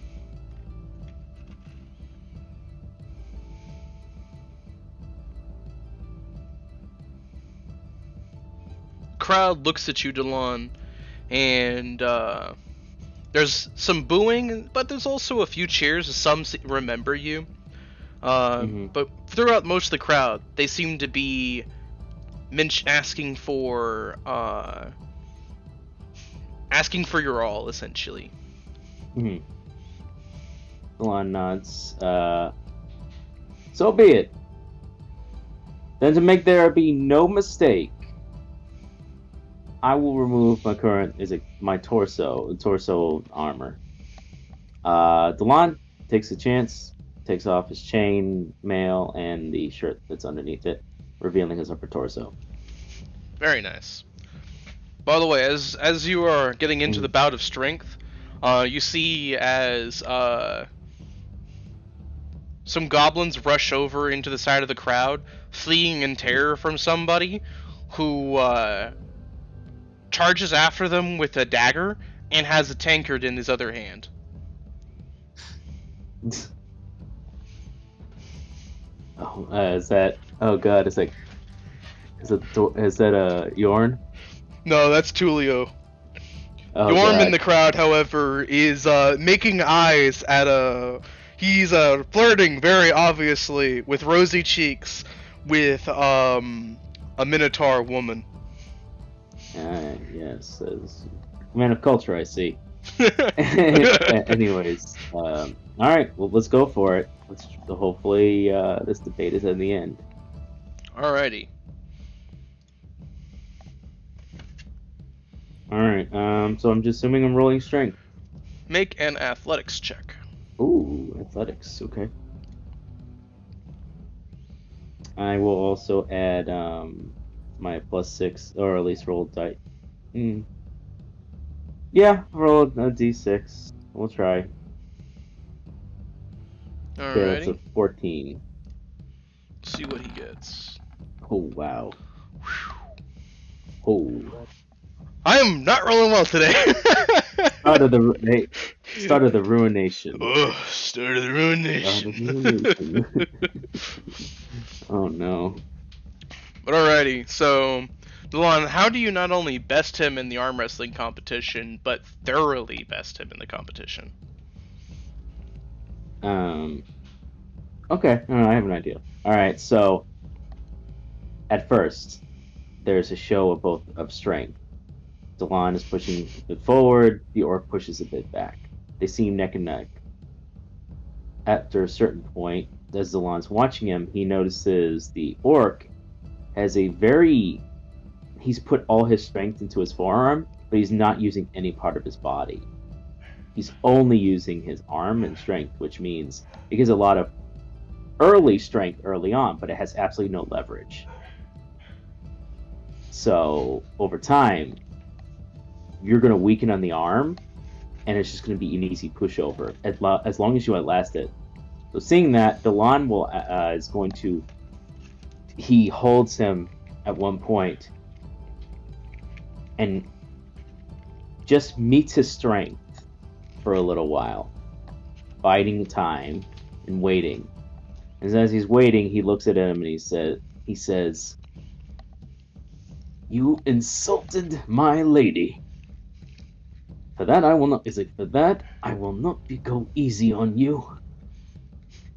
Have any last words?" He gives it with a smile. See the orc smirked back at you and started applying more pressure. Indeed, I did say badly of your lady.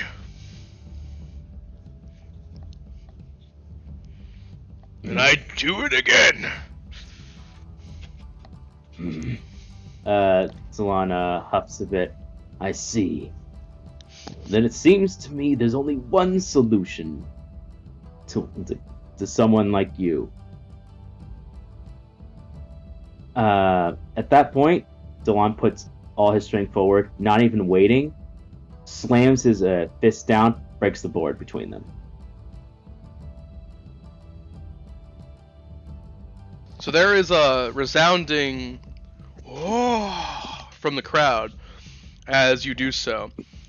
Once you beat him, he stands up and sort of like shouts and stomps around a bit, kind of pumping himself up. and then marches right over to the ball and chains. You may have beat me at that, Dragonborn, but we'll see if you can throw farther than me.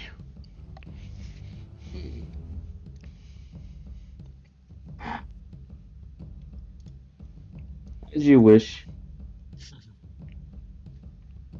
Delon will approach. He'll watch him do the first throw. Yeah, He that's does what so I'm with talking about. gusto.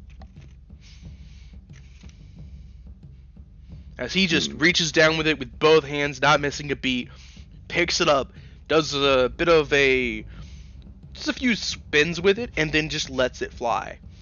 He then kind of stomps around a bit, flexing as he sees how far it goes. Very happy with himself.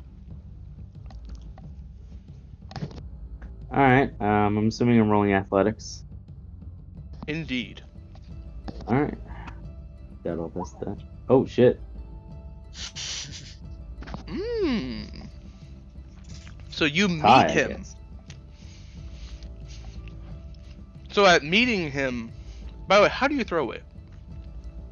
So I'm actually I'm assuming King's Landing is similar in that like a Greek discus. So he's basically going to give instead of just run charge. Delon is going to do a pivot, turn, pivot, and then let her go at the right moment, using momentum.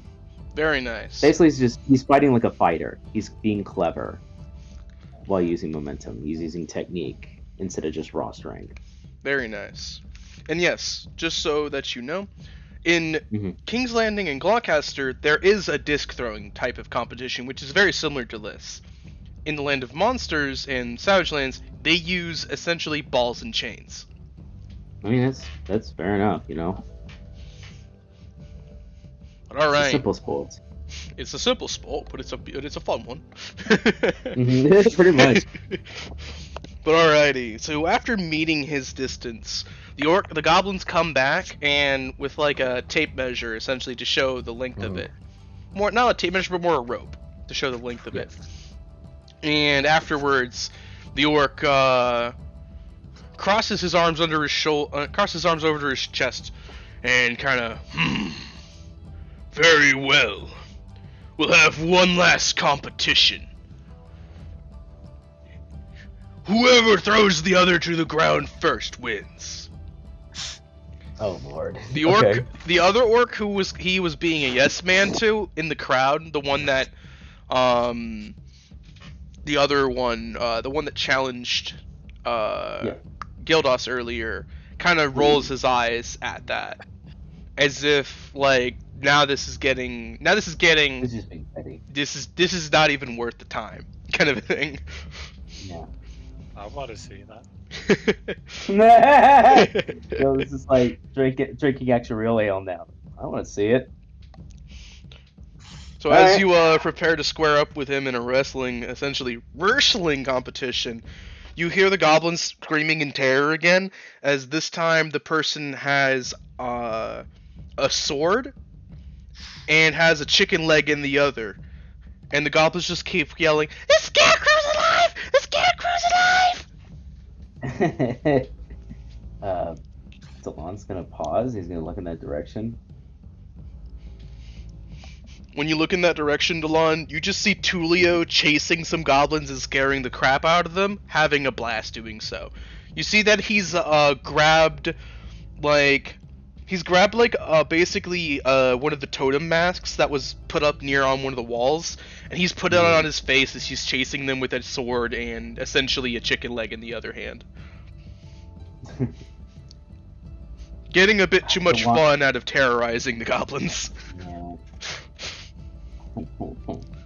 Delon would stop him, but you know, he's kind of in the middle of something. He's just happy enough to see him up and about. By the way, as Delon is preparing for his final challenge, Bub, I'm gonna talk to you really quickly, because I have not forgotten you. You see that the shaman is with the other war chiefs, kind of in the corner, and Mostly, the shaman is surrounded by other up-and-coming shamans, and what you noticed, the merchant that was over there, the ones you bought the totem from, is over there with him. They're Is all this the kind shaman of met before? the shaman that sold you the totem is over there. The head shaman, the one that is throwing this entire event, the one that was in the War Chief Okay. Council, he's also over there with them. They're all talking amongst themselves. Interesting. And so, is Delon actually gonna fight the guy? It's gonna be another athletics contest. This time they're gonna roll okay. 3 athletics and best of 3 All right, wins. I see. So I'm very pro Delon overpowering his opponent. I mean, if you want to start fights, you gotta finish them. Am I right? Yeah. Yeah, that's the Bub way. Yeah, pretty much. Alright, Bub is very invested in Delon's fight. So Delon, Oh lord. Yeah. 3 strength contests. Let's go. Okay. Athletics then. Mm-hmm. Oh wow. Oh Alright. jeez. So once you step in, Roll. once he's ready and you're ready, he kind of rushes towards you and starts to grapple you. And he's putting a lot of strength in attempting to essentially throw you to the ground. He's just putting his all into throwing you. How And are I- you I going to essentially not get thrown down, but can maintain the grapple? Because you're essentially so- struggling at this point, both of you. I am adhering to the Greek manner of wrestling, which is a traditional wrestling, which is pivot with legs, hold onto ankle, use upper body and momentum with the torso, and because of it, it creates a friction, and I am now I am not exerting any muscle other than the torso. So there's no weak point. He would have to get around my initial grapple now and have to go for a ligament. Until then, I basically can hold my own against the weight, because now he has no leverage and he's just pushing against me now. It's just finagling and trying to get your way into a position without losing your forward. Very nice. Again. Oh, roll again. Okay. Yep. Do you want to roll? Yeah, go ahead. Okay. All right. Alright. So you feel as he senses that you're not budging and changes his approach to attempt to throw off your balance now. Whereas before he was trying to throw you, now he's simply attempting to remove your purchase. Hmm. I'll let you One roll more. first this time. Yep. Oh lord. Okay.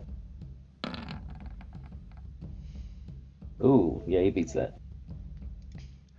So, with this final roll, you feel as he lets out a bestial yell and barely manages to break your stance.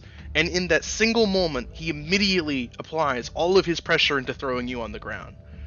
He kind of topples with the amount of effort he put into it, doesn't fully fall but catches himself, and then looks down at you, panting. Ah! See? The shaman, the head shaman, the one who was with the other shamans, slowly looks up and speaks.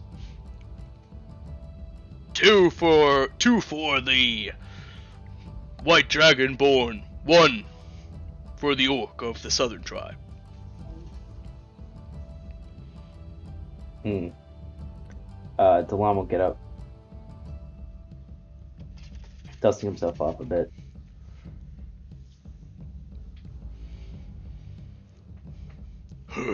So, good.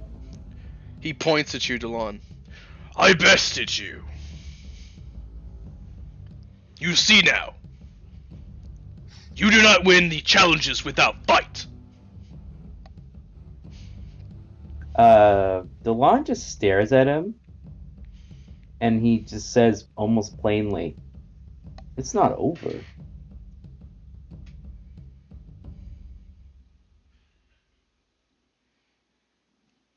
You insulted my lady. Oh, go ahead. And he's like, "It's not over." But I'll let you go. You'll continue. To whatever you choose. So as you say that, he just tilts his head at you as if confused. It is over. The bouts of strength have been done. Delon shakes his head and says plainly, and he squares up again. He's like, no, my tall friend, you insulted my lady. I am a knight of King's Landing. I am in betrothed service to the Pearl Lady, of what you have insulted. You are not leaving until one of us is truly bested, and I will not allow you to do so. You step out of this ring, I will consider that a victory in her name. Mine. A victory in her name? We are among orcs. It has been dealt with. The 3 challenges have been dealt with. You've beat me in arm wrestling. We drew in the strength throwing. And I beat you in wrestling. It's over. No. That means there's a 4th one you have to do to essentially determine who's the winner. Throw. It's 1-all. Yeah, technically we just tied again. 1, middle, 1. He looks between you, Gildas, and Delon. Fine. You want another challenge for your mini war chief? So be it. I'll even be kind to you, outsider. What's your feat of strength? What do you wish to handle? What's the challenge you bring?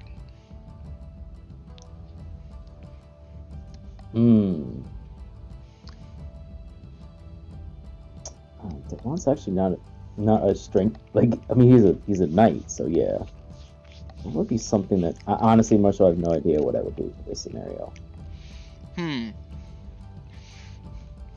I like to be upfront about that. Hurdy-gurdy.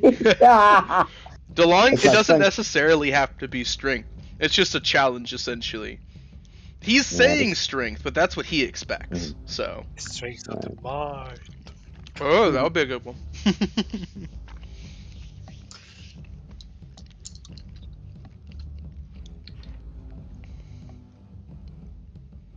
I mean, he could be a dick and be like, "Oh, beat me in charisma, asshole." But that would not work with this tribe of these people. They don't care about that. Well, actually, you know what? I come between the two of you and say, how about you compare feats of strength that you've done in the past? Determine who's the winner.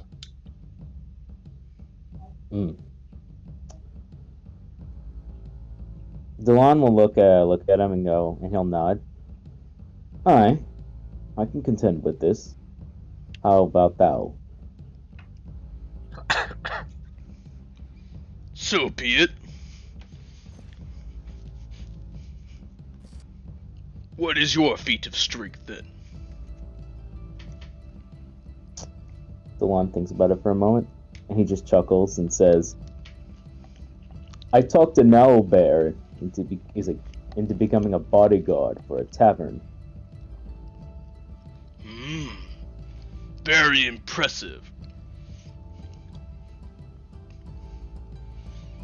I wrangled a feral bull down and tamed it to be a beast of burden for my tribe with my bare hands.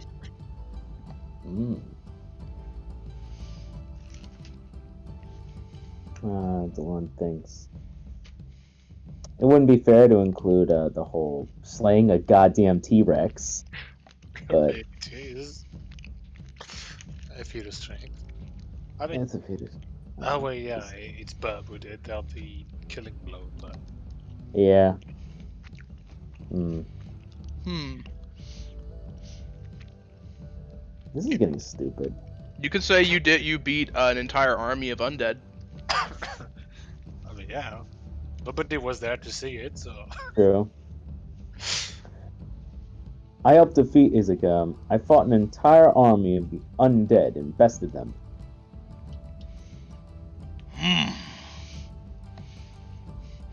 He thinks for a moment.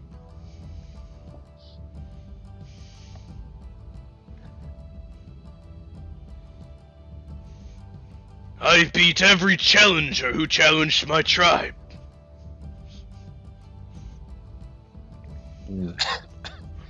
Except one now.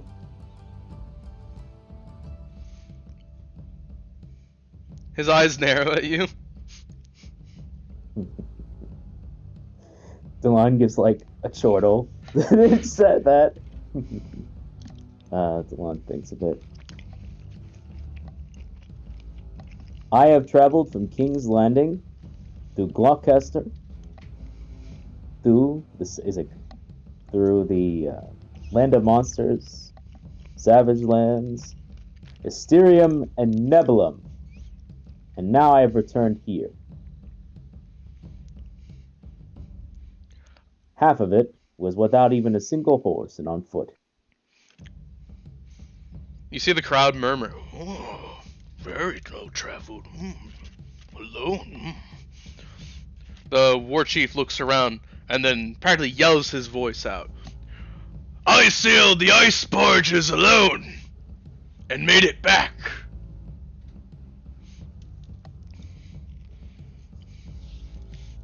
There's some murmuring and nodding, but most seem to think that your journey, Delon, is more impressive. Whereas it's farther reaching, and they don't know that much about the outside world, so it sounds very impressive to them.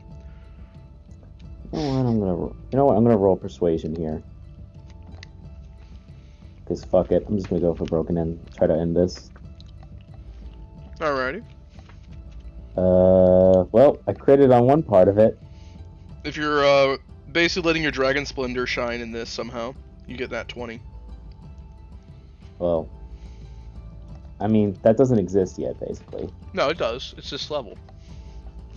Oh, that's right. I mean, I don't know how to activate that. It's just like if you're somehow doing something and being like making a spectacle of yourself and all of that into it in persuasion checks. Yeah. Oh, so Delon thinks for a moment, and then he's gonna begin walking around as if testing the crowd. While doing so, I guess now that his upper torso is revealed, there are newer small scales that have been slowly showing up on him, and they seem to glitter a bit, or at least shine a lot more as he begins speaking. My great grandfather became a Templar on King's Landing. He fought with nobility and strength. My great aunt is a great cleric who fought who then gave this to my great grandfather, who helped establish my family, to my great grandfather who fought in the Dragon Wars 100 years ago, to my father who have created the land, and now to I who have come and journeyed and now seek the Kingslave. I am a knight like my family before me. I serve the Pearl Lady in her service as a vessel of diplomacy and peace. My name is Delon Itzilius Gilame. I am not just a mini-war chief. I am a soldier, a knight, a diplomat. I have ventured past my tribe lines, and I will continue to do so. I will journey into darkness, and I will continue doing so until peace reigns upon all lands. Can you say that for your people, War Chief? Can you say even a fraction of that? Of the will it takes to see not just your enemies, but to look above them and see where you will reach next. So at the end of your speech, Delon, the war chief is looking at you, bewildered, and the shaman just nods, and the other shamans with him all are nodding themselves at your speech. They seem to approve. And finally, the big old Minotaur stomps his way into the center of the ring and raises your hand up, Delon. Well spoken. Much accomplishments, great strength. Southern tribe. It would do you well to learn to lose with humility.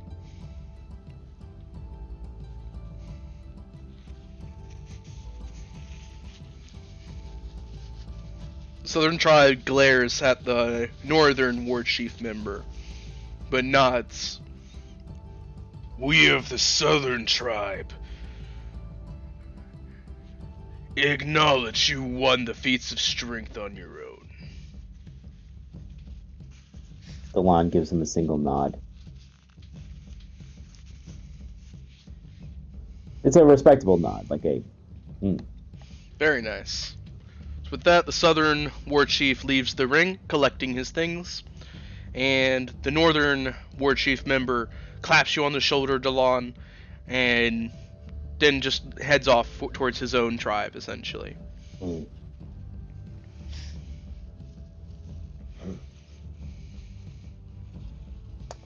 Delon will then move to gather his things.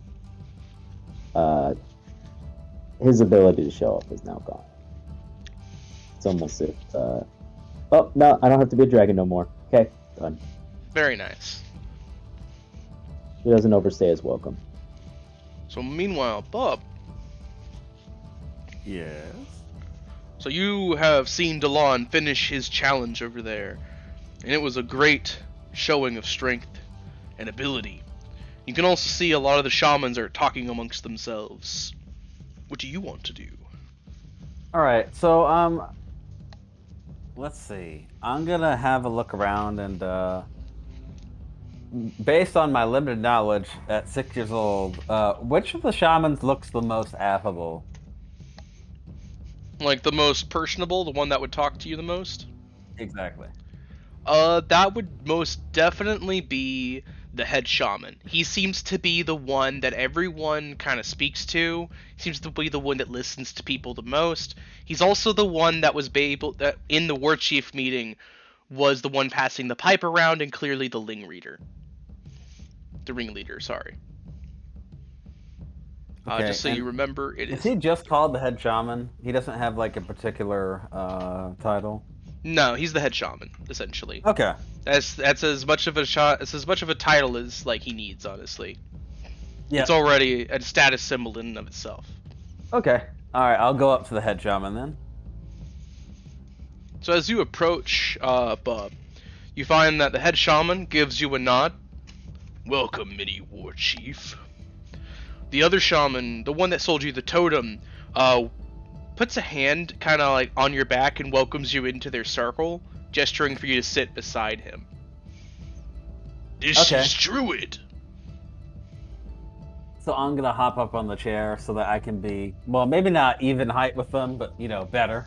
So that I can look all the way down and go up. And I say, hello, gentlemen. I wanted to let you all know, in case you hadn't heard, that I am the emissary to the Blue Dragon.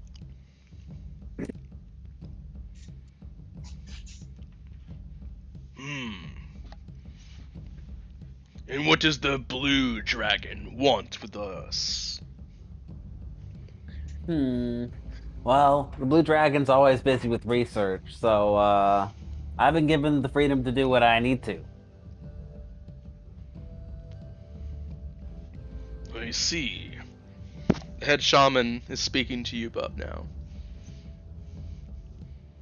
And what are your interests then? Well, my What primary brings a druid interest here? is to make sure the savage lands don't get overtaken by the dark entity's energy bleed out effect. And I'll just briefly explain in case they don't know already. The general idea of what's going down with the necromancers and such things. I see. It is good of you to inform us of those extra details. Yes, well, everyone here seems to have an interest in protecting nature. And that's my Yes. job. But I can't help but wonder. And would I have a map or anything like that? Or is there like a map nearby that I could utilize? You know that the party has a map in the cart. If you want to say that you've brought the map with you for this exact Okay. purpose, you could do that. Yeah. Okay, I'll do so. And I'm gonna put out the map and I say, all right, and approximately how many tribes would I have counted at this place? Oh, let's see. 'Cause I Potentially, know there's at least north, south, east, west, but yeah, so there's a bunch of head tribes, which are the north, south, east, and west. But among them, there are smaller tribes. And they all seem to it seems to be like a bit of a. The head tribes have a lot of smaller tribes under their control. But each one kind of controls a region. all right. And so, like, I wouldn't exactly know where all their regions are, but if possible, I'd like to just kind of mark out where the various regions of the shamans are. And how much of the map would you say it covers? So, on this map, I'm going to actually change things here a little bit. Cool. Just give me one moment. Believe I need, yeah, that one. So, on this map, you are currently in this area, bub. Yep. On this map, you would know that the shamans, the head shaman has essentially dominance over the entire area of the Land of Monsters. Mm-hmm. He's their one and only shaman. These shamans are from the Savage Lands. They migrated over to speak with him on matters. And they seem to have they seem to have their own hovels in different parts. Right. The Savage Lands is broken up into essentially 3 sections: swamp, forest, basically frigid north. Okay. And essentially, among those 3 regions, shamans share territory. So it's easier to manage, because the Savage Lands are very wild and hard to manage. So they can't control it with just one shaman like the Land of Monsters can. That makes sense. Okay. Gildas, have you decided where you want your holdings to be yet? Because Yeah, I can. in a while, yeah. It's just like marsh on the map. Where would they be actually? Your holdings would be, since it's northeast, would be around in like here or so. Right. Like somewhere in here. Okay, interesting. Yeah, originally I wanted them to be somewhere here, you know. Yeah. Like here enough, so, you know. It's almost perfect. Alright, so Bob's gonna point at the various places on the map and it says, well, okay. So the shamans all are able to protect in their holdings around these areas. Now, in the vision I got from nature, it showed, and I'm going to just vaguely describe the dark cloud that was going over the forest. And I say, so what that means is that it's going to hit you all first.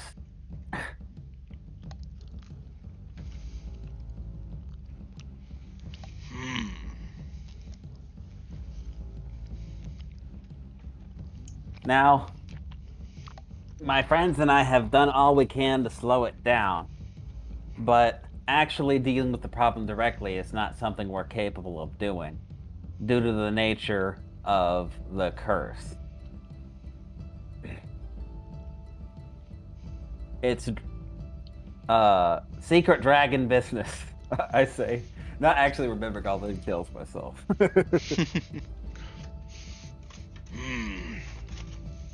So you believe that we will be stricken by whatever wishes to disturb the balance? Yes, everything will be, but it will strike here first.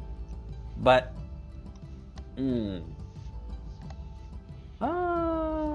I feel like this is too much of a leap in logic, but like, does closest to nature matter in terms of being corrupted?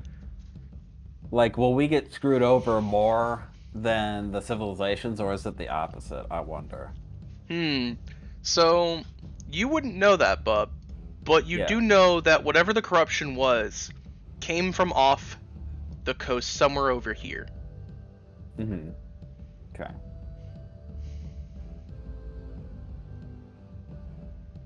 Oh, I assumed it was coming from the north. Okay. It swept out from the south, specifically off the coast of the south, and made its Okay. way north, essentially. And it spread, as soon as it made landfall, it spread basically like a plague, like instantly. Okay, so I'm gonna make an addendum to what I said earlier to express that. And I say, so, ironically, as it spreads, we might be the last bastion of, and I air quotes, civilization. One of the shamans speaks up. Not the head shaman, but one of the Savage Lands ones. Let those civilized folk tremble as they deal with the wrath of nature, while we plan our move. Maybe once they felt the wrath of it, they will have greater respect. Well, I can only hope that's the case, but they do have one advantage over us. They're much better organized than we are.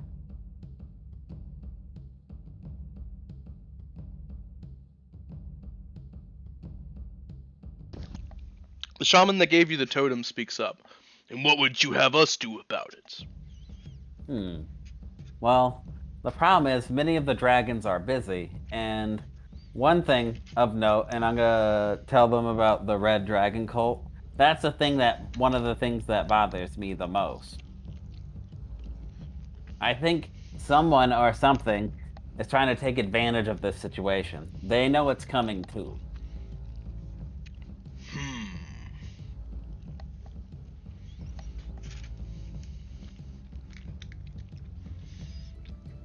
My friends and I, however, were successful in slowing down what's gonna be coming. Let's see. What would be... I don't know. I don't think Bub would know what a reasonable request would be, so I'm just gonna say something outlandish. I'm just not sure I know enough about the setting to...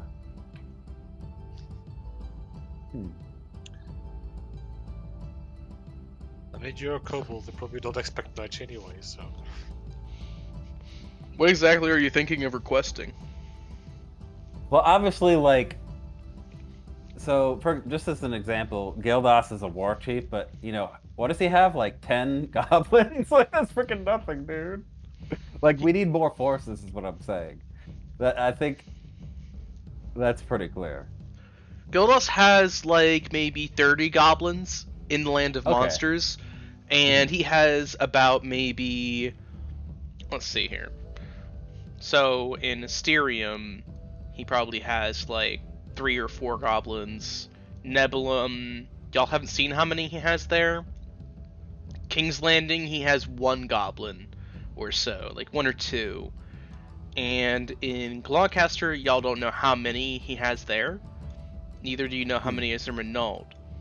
But it's implied that he has at least a goblin in every city somewhere. Interesting. Okay.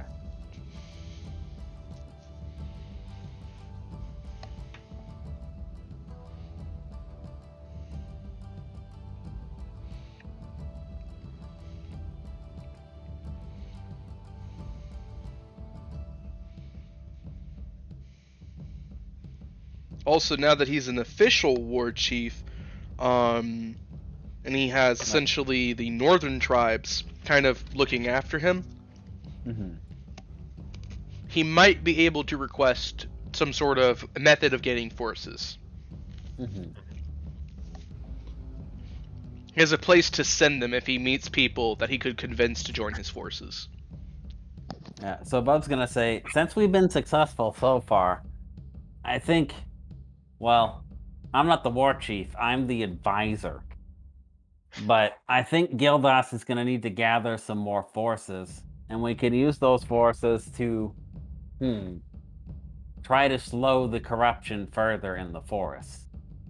I'll need to go travel and see if I can study it. We might have some information about it.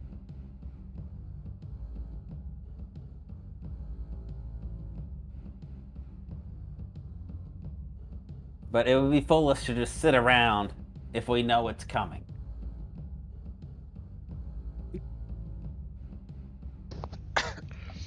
The head shaman nods at your words, Bub. Indeed. Sitting and waiting while the spirits are frustrated is not what we should be doing.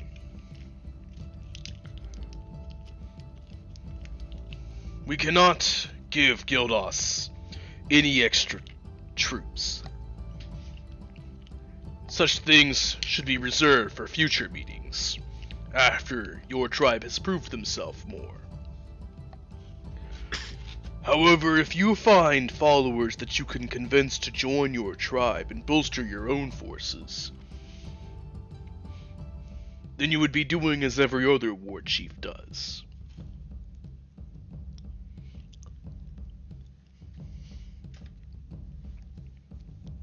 Alright, so Bub nods like he understands, and he goes, okay, well, I guess I'll go to the forest and galvanize some forces.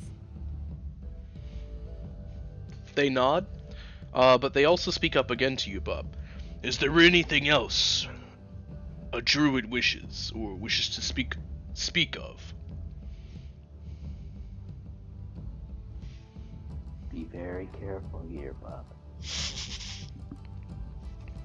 Let's see, so based on...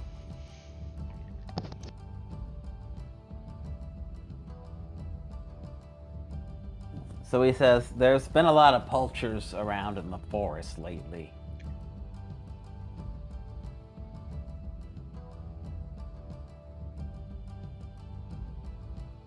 I want to do my best and rout them out. It'll be impossible to gather forces otherwise. And would I know where the Rocktooth tribe actually is? If I could find out, that would be super swell. You don't know their location. However, the shaman of the Rocktooth tribe is basically right next to you. Okay. And he did ask you for a favor to essentially retrieve a trinket of his from a temple in the Savage Lands. Yeah, so I'm going to look at him and I say, about that temple you wanted me to visit, and I point out the map. Can you point me in that direction? Let's hit two birds with one stone. I mean, kill two birds with one stone. That's right. Yes. So you see as he points at the map to you. Give me one moment. It is in the swamps.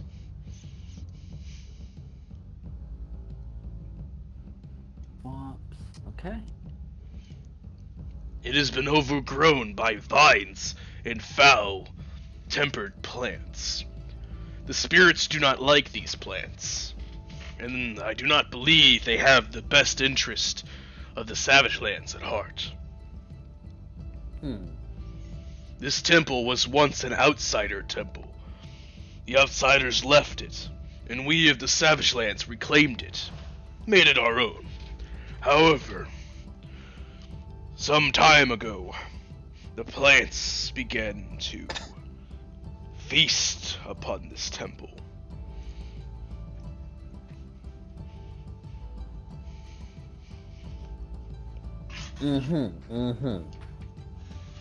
Alright, well, I think that's where I'm gonna be needed first.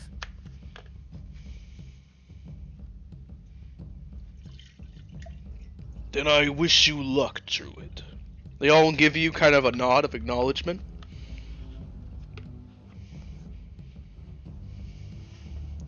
And when matters of the woods and forests once again mingle with the matters of the spirits, you are welcome to reconvene at our table. Excellent. Thank you, gentlemen. That will be all. I jump off the table and meander elsewhere. They want you go. And as you return to the party, Delon, you see as Yorm comes over and hands you his blunderbuss and his hatchet. He's clearly just wasted. Hold on to these for me. I'm afraid I'm gonna lose them. I'm going hunting in that tent there. See you in the morning, chap.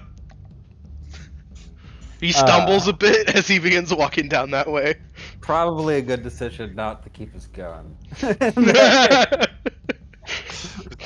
well. a bad move instead of have this face. My God, what did I do?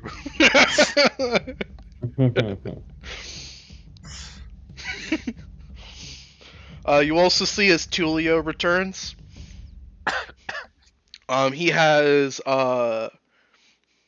He is being essentially carried by goblins as he's bound up in twine. The goblins look haggard and just out of breath as they look up at you, Gildos. What, Chief? We got the scarecrow.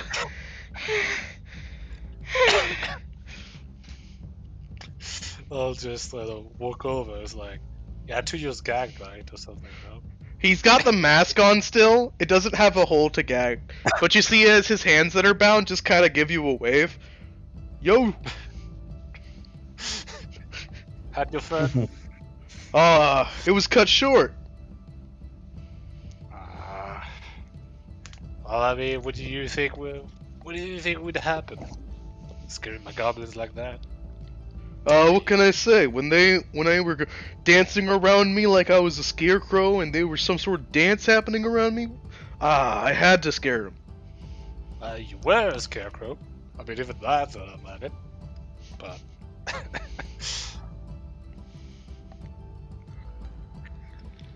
glad to have you back, at least. Good to be back. Now, can you untie me? No, what, Chief? It's an evil scarecrow. But don't you want to have a scarecrow as an ally? I mean, imagine that. What, Chief? It's gonna eat our souls. No. What you do is tell the other goblins from the other tribe that you have a scarecrow as a friend. That you unleash it upon them. They so dare to touch you. Is that right, Julio? Is that right? That's right. I won't eat your souls if I'm your friend. I'm hungry, you see, so I was only chasing you because I was hungry. But if I'm on your side, I won't eat your souls. I'll eat your enemy's souls. Okay, what, Chief? We can keep him. See? That's how that works. Yeah, I'll untie Tulio after that.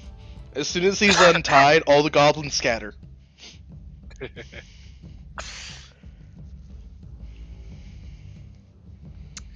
Yeah, while you were away, I was made officially a war chief. Well, congratulations there. Hi. Thank you. Well, no, not really sure what to expect out of it, with politics-wise and all, but I'll figure it out as we go along. As the party is... And all. Oh, go ahead. I was saying first time to everything and all. Tulio nods. And as the party is regathering around like a smaller fireplace, kind of gathering amongst themselves, as most of the tribes seem to be gathering around themselves at the end of the night, you all see as Eleanor comes over, and she gives you a nod, Delon. Very impressive feats of strength. Good on you for standing up for your lady like that. Of course. 'Tis the Pearl Lady. I am currently in her service at this time. It would not be true for me not to do so. Behooven, I should say. Agreed. It was very dashing of you. You didn't back down in the face of such barbarism. In such situations, one can't. As you say that, Delon, you see as Ophelia sits down around the fire. Wearing the cloak that you got her, that you gave her before. Mm. Yes. In certain situations, it's very important to keep your composure and stand up for what is right. In some situations, you are not given a choice in the matter. And those are the times where doing so matters the most. Well said, your ladyship.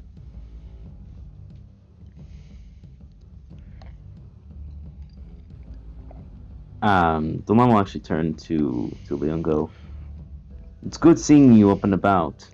I was watching even in battle.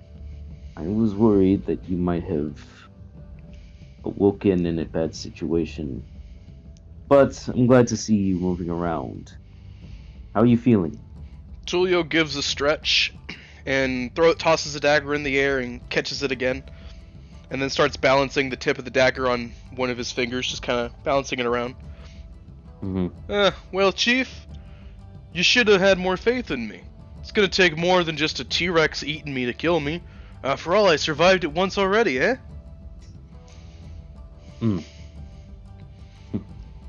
Well said.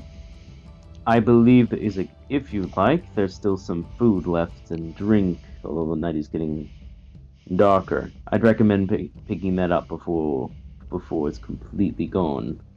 Oh yeah, Chief, I've already had a decent fill of meat and grog. Though I won't lie, I ought to find a beautiful lady to shack up with before the end of the night. Well, and only then will it be complete. Gotta leave a string of broken hearts behind me, you know? And in the morning, when I'm sober, we're talking about my pay. I need an upgrade. You hey. Yeah. If I'm gonna be serving war chiefs, and we're gonna be killing Tyrannosaurus Rexes, I need more money.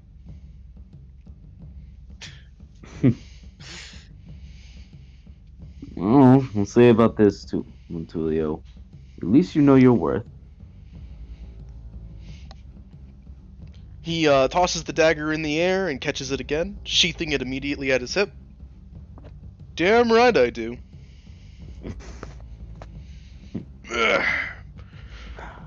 But there was a beautiful orc lady with melons the size of, well, melons! That I have to go track down. She's making eyes at me all night long. Think she likes how I play with the goblins.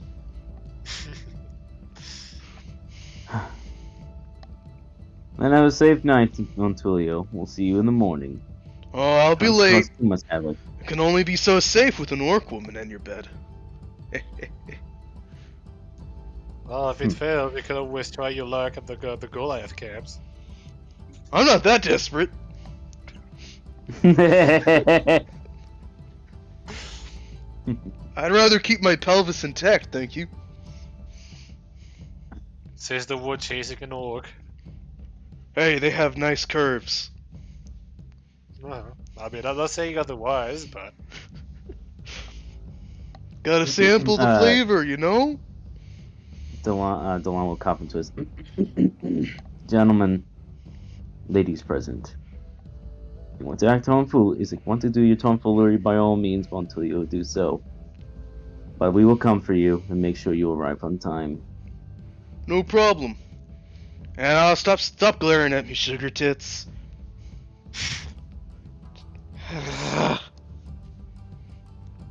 He shoots her a wink and just walks off into the night.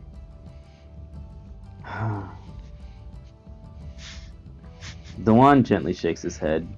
There's a faint smile, but he just shakes his head.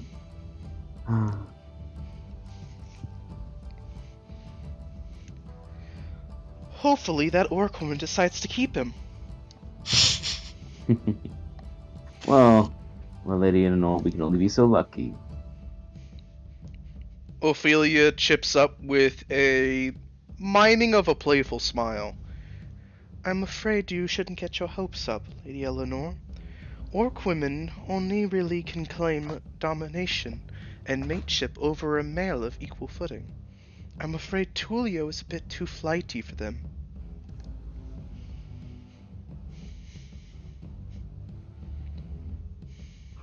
And Lars is like, damn.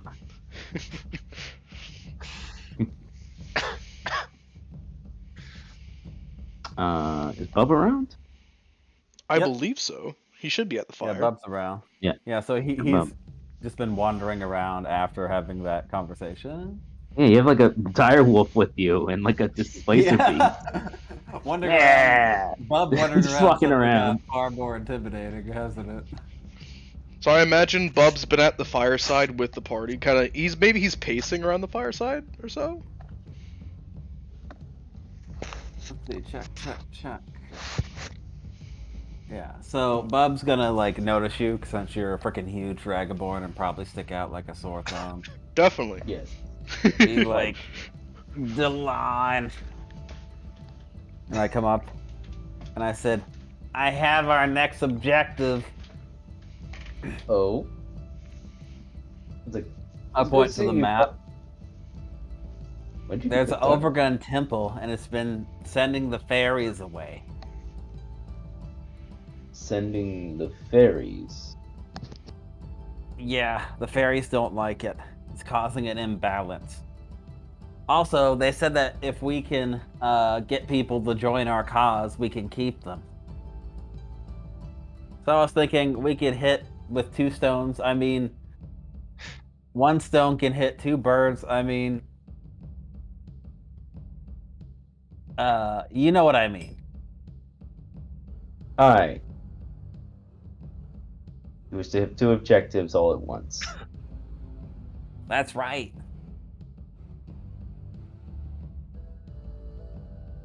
Bub, who was the creature beside you? The wolf? Hmm? Let's see, have I named the wolf yet? I haven't. Oh, that's my new friend. I saved him from the poacher. There was a poacher here? Oh, Yeah, he's gonna lean forward, but let's be quiet about that, because I'm gonna get them when we have a chance. Aye. As you wish, Sir Bub. So as Set you're ticket. speaking about the wolf as well, Delon, Mhm. the wolf looks at you as you address it, and it looks at you with the intelligence of a creature that understands what you just said. Mm. Delon will recognize that. He spent enough time with his horse to know when a creature's smart enough to know. And he'll look down at its level. Hello, young one.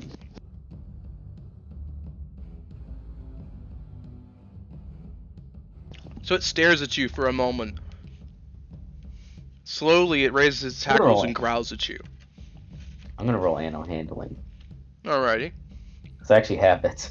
Oh, nice. I didn't even know that. I mean, it makes Yeah, sense. no. I ride a horse. Yeah, I'm a knight. I just, Yeah, I think Lily I've is seen you roll bonded. it once the entire campaign. Yeah, no, because you always do it. You always do it well. So I'm like, how many times do we get to animal handle? Like, whatever, bro. You can go ahead. I'm a knight. You're a druid. You got this. Well, Evan, I want you to you're a druid, so I let you do druid things. Okay, but yeah, you can assist me. I would be more than happy to have your assistance on that. All right, in the future I will do so. There we go. Yeah. So I Okay, will yeah, lean that's really down, good. extend my hand, but with my knuckles closed, so it doesn't bite my hand. Hello, young pup.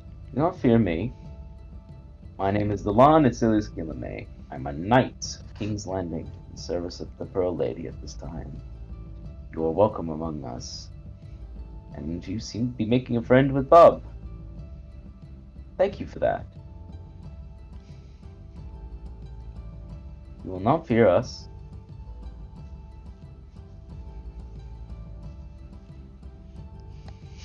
That's it. So after you say those words to it, it doesn't lower its hackles, but it does stop growling at you, and it's just staring almost into you, Delon. Mm-hmm.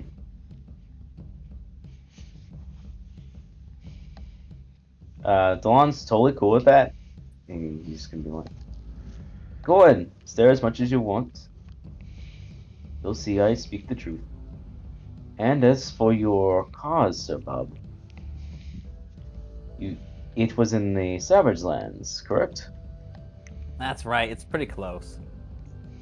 Aye. Is that something everyone wishes to go towards?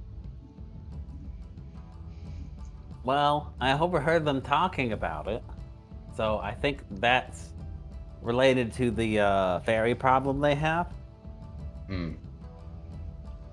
Gildas, I believe we also have a temple that you wish to go to see in the Savage Lands, correct? We do indeed. Although, chances of it being the same place is slim, but not non-zero. Why don't you go ask her? Well, you think if she knew the exact location, she would have given it to me by now. I think. I don't know how it works. I just listen and I learn stuff.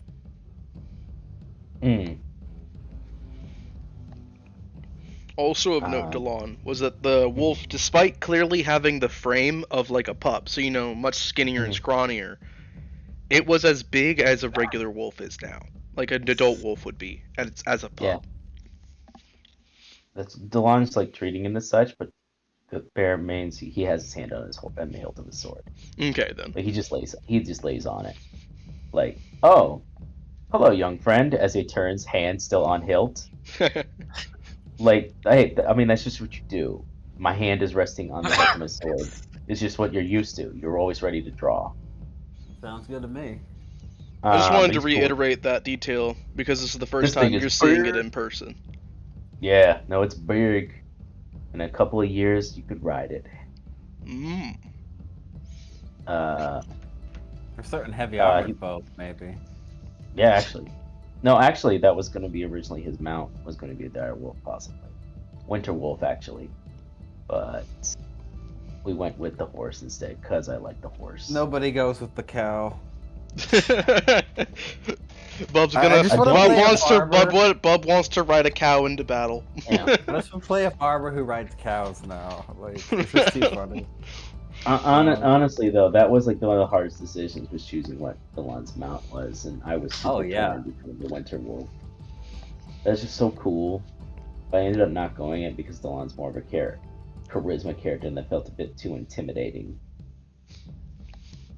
True, that's more intimidation than persuasion. Yeah, but intimidation runs off charisma, so. True, it does. Yeah. But he'll turn to Eleanor. I believe the next stop you wish to go to was the Savage Lands. Is that not correct, Lady Eleanor? Yes, that is where we agreed to head to next. I believe, if memory serves, we'll be taking the ice barges. With the permission from the shaman, now that we have gained it, he looks at Gildas, nods. We should be able to. However, before we do so, I recommend a few things. Before we leave in the morning, while the shops are still here, I recommend that we buy some extra potions, and he's gonna glance towards the outfits. If I might also suggest, we need more coats and furs for you and everyone else. We will be traveling through the mountains. The Savage Lands will have differing aspects of temperatures, but the pass that we'll take to get there will be quite dreadfully cold. What we have on now will not suffice. Yeah, that's true. Eleanor nods. I think that's a good idea. I agree. Being better prepared for the journey ahead is definitely worth the investment. I also believe we should include Her Ladyship of Nightfield in addition. Ophelia turns her gaze to you, Delon. Include me in what? When I'm collecting our outfits, it'd be best if we make sure that you are also defended against the elements, at least in some measure. She shakes her head at you. There is no need to waste such coin on myself. Oh, I have a actually, I was cloak thinking. and clothing. I should be fine. Actually, I was thinking about making you an umbrella. I think that would be a nice thing for you. Protects you from the sun, the elements, the rain, and all that. Much better than the cloak, I think. At least in that measure, it would be more than just an environmental defense. In Delon actually stops himself. Forgive me. Your ladyship, may I speak to you in private?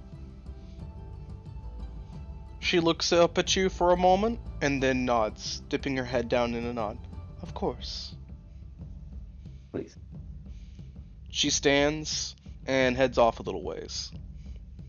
Delon will follow. If you guys, I'm just gonna do a brief little moment with her. Delon is very much the do not punish, is like a praise in public, punish in private kind of guy. I mean, that's old school. That's how it was done. In general approach. Basically, don't have disagreements in front of everyone. If especially Mommy, if don't it's hit gonna daddy. be a liability. Mommy, don't hit daddy. Yeah. No, that's not. I'm exactly.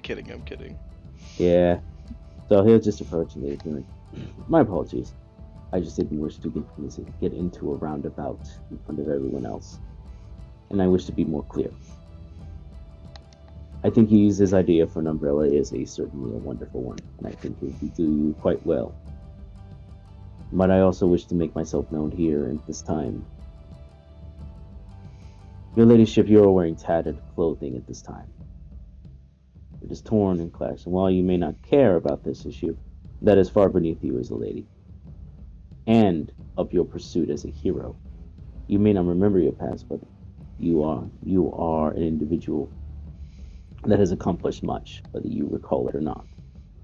To allow you to wander and continue to journey us in such torn clothing would be demeaning, not just to us, but to yourself. You did not choose your position at this time, and I cannot imagine the position you find yourself here in this moment. But I would be remiss to allow you to do so alone.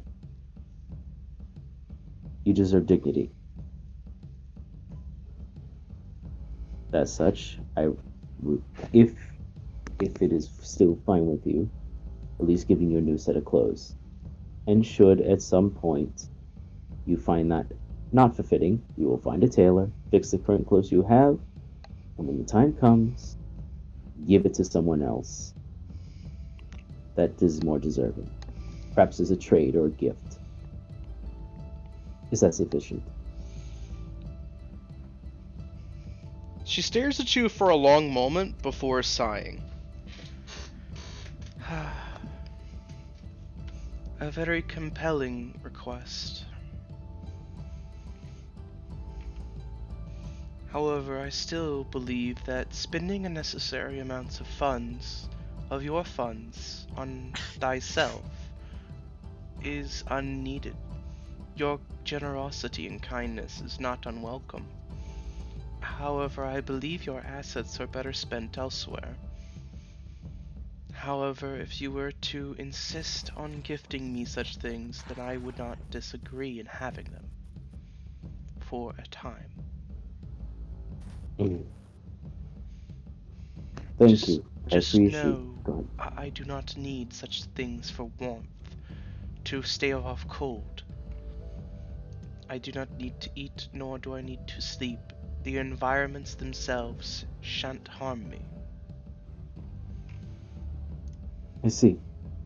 I believed I had a feeling that was the case, but I wanted to be sure. Your ladyship, you are still new to this situation. I cannot, as once said, I cannot imagine what it's like to wake up anew in a place strange, but different. But if I may say so, I am no stranger to being a stranger in a strange land. And on that level, I understand the predicament you are feeling. So I sympathize with it and understand. But I do not trust you in this endeavor. I do not trust you as a being that may or may not cause harm to us. And I wish to make that very clear. But you have shown moments of respect. You show dignity and kindness. You even allowed Bob to hold your phylactery, which is no small feat. Even I know that a lich would never allow such a thing to do so if they were to want be some kind of control. Even if it was a clan, this is a extremely risky one to feign some sort of loyalty or lowering of regard. And for all those actions, you deserve dignity, whether you believe it or not. I'm not trying to force your will on anything, your ladyship. But I do believe that freedom and dignity is the right of all sentient beings. You've shown yourself sentience, and it should not be removed just because you feel it may not be necessary.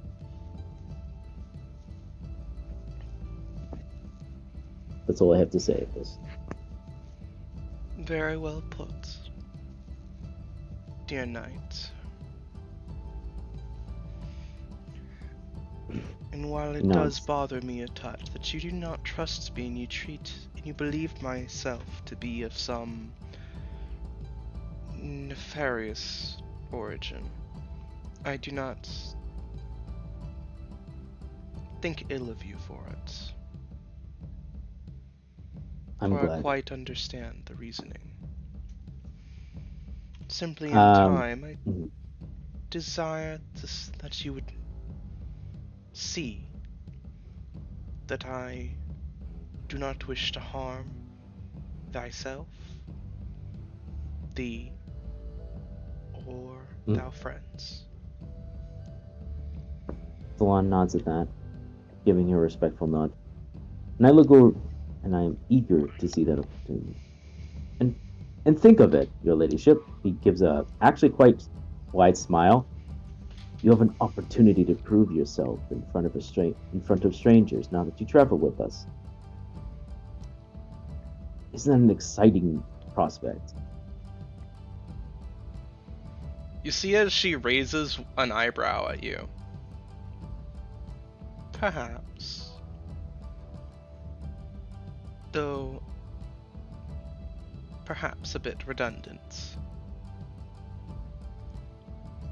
You feel as she attempts to give you a soft smile in response.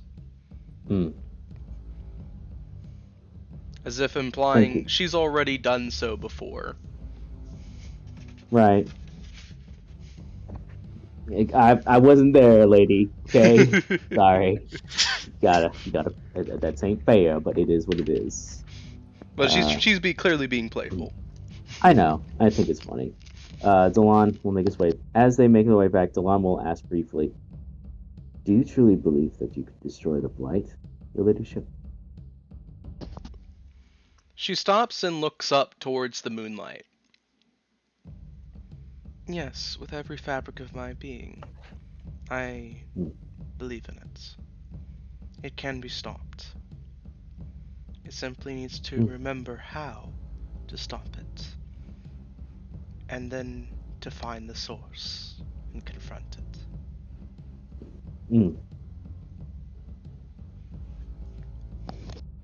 Then we will find a way to do so. Delon will gently pat her shoulder with the cloak on top.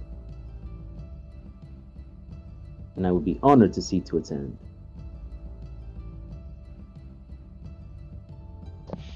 So her gaze slowly moves to you, and her eyes linger on your hand, making sure that your hand is not harmed in any such a fashion. Right. She then nods at you, turns to face you fully, and then gives you a low bow. then I look forward to the journey as well.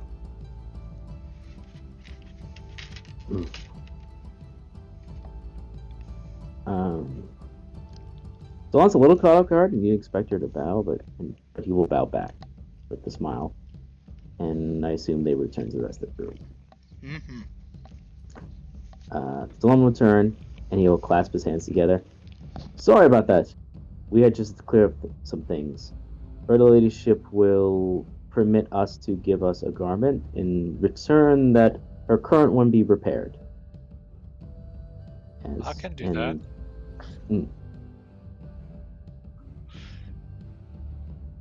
You can just fix it. Well, quite easily at that. Alright, I guess. Cool. I mean, Never mind the whole fucking conflict. no, like, I get you, but... Yeah, Zero's wise, it's all good. Cool. In the morrow, we'll deal with it.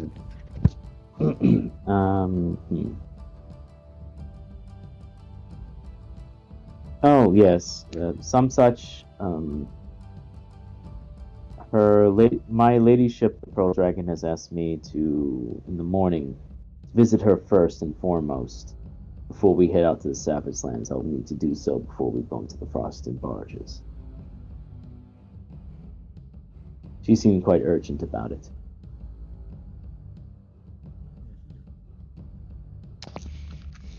As you say that, Eleanor gives a nod to you. Then in the morning we will stop there first thing. Thank you. Thank you, Lady Eleanor. Until then, I think we have our plans stated for now. We've agreed to go to the Savage Lands, and hopefully we will avoid the Red Dragonborn and the Green Dragon for now. Although, no doubt, I'm sure they'll show themselves, one way or the other. Ophelia nods at you as you say that, but she also pipes up as well.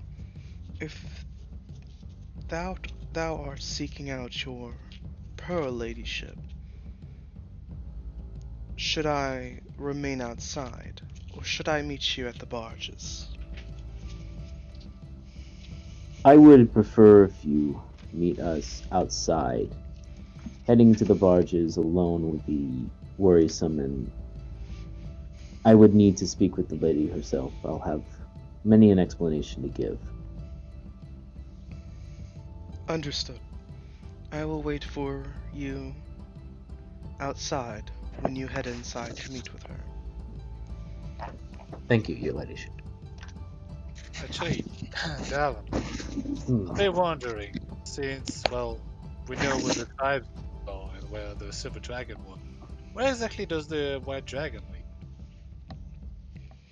Delon gets a beaming smile, and he just gestures into the direction where there is this large, tall mountain. It almost looks like a single triangle embedded into the horizon. You just see this tall one shooting up where it seems to be where the moon's reflection just gently wafts over it as if a cascading light continues upwards instead of down. That, my friend, is easy for all to see. That mountain there. You see it? Caught in the pale moonlight.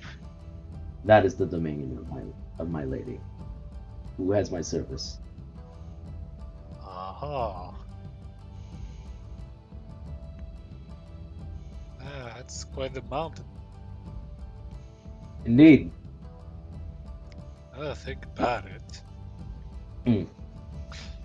The blue dragon lives in a tower. Yeah. The red dragon lives in the giant volcano. You know, you tell me that that's where your lady lives. Take a pardon there. You're from the Savage Lands, right? Or at least. Uppery. Yeah, so I think technically I'm from Asterium, aren't I? Or not Ethereum, the But you top did right. visit the Savage Lands to become a druid. Right. Yes, you went to the Right. Savage Lands to become a druid, I believe. Okay. Yeah, I Because the went Skyrim down is right into next the door. Savage Land to become a druid. Mhm. Druid. So, are there any tall trees? I don't mean just any normal tall trees. I mean a tall one, like almost impossibly so. Do I know? Yes, Bub, you would know of that. There is actually a few trees in the Savage Lands that are older than all the others. Some of them are said to be alive, and some are said to move. But the tallest one doesn't move, and it's as tall as a mountain. It is said many of the other trees grow out from it. There's one that's as tall as a mountain. Is that big enough? Oh yes. And I turn back to Darlan and say, I think now we know how to avoid the green dragon. Just to look out for that tree. You might have an idea. It's a good enough theory, and you're not wrong. Dragons love high territories. Keeps them a good view of the surrounding area. But I think you need to understand what that place means to certain dragons. For the blue dragon, if I'm not mistaken, Lady Eleanor, it means a place of high learning, where he can accommodate as much as he can inside of a tower where it can be restricted but held. He just wants to house as much knowledge as possible, and it gives him a good place where he can do so. With the red dragon, I can presume, Volcano is a place of power. He resides there in the heat against the heat, where no other living creature would, for power and might to show his abilities, and his ability to gaze over the entire populace of Nebula. With the Pearl Lady, believe it or not, she mostly resides there. She doesn't like leaving. It's more of a place of quiet solitude. People approach her more than she approaches others. She is different in both her measures. As for the green dragon, I worry he doesn't care. He may use that as a ruse for the trick. It might be the one place he doesn't go to, just because he knows people might. But if you consider the cunning of the green dragon, then wouldn't people think that? Therefore, making the tree the perfect hiding place. As people would think he's not there. You know? I mean,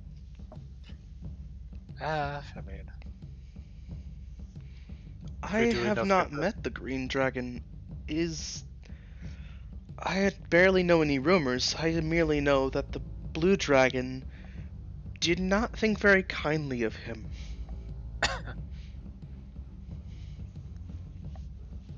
The green dragon, from my recollection, please forgive me if I'm wrong, he is a trickster, foremost, according to the Pearl Lady.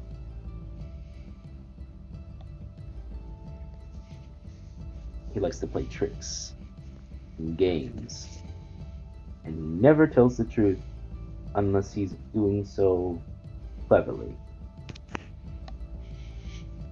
I see. That does not sound like somebody that I would really like to associate with.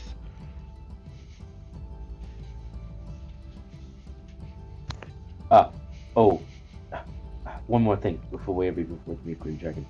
Do not look him in any of his eyes. Whatever you do, do not do so. I may do so because I know he won't do anything to me because I am already... Well, if the Green Dragon would show up again, I'm sure he could tell you from first-hand experience. It's not... From tales I've heard, it's not a pleasant experience to look the Green Dragon in the eye.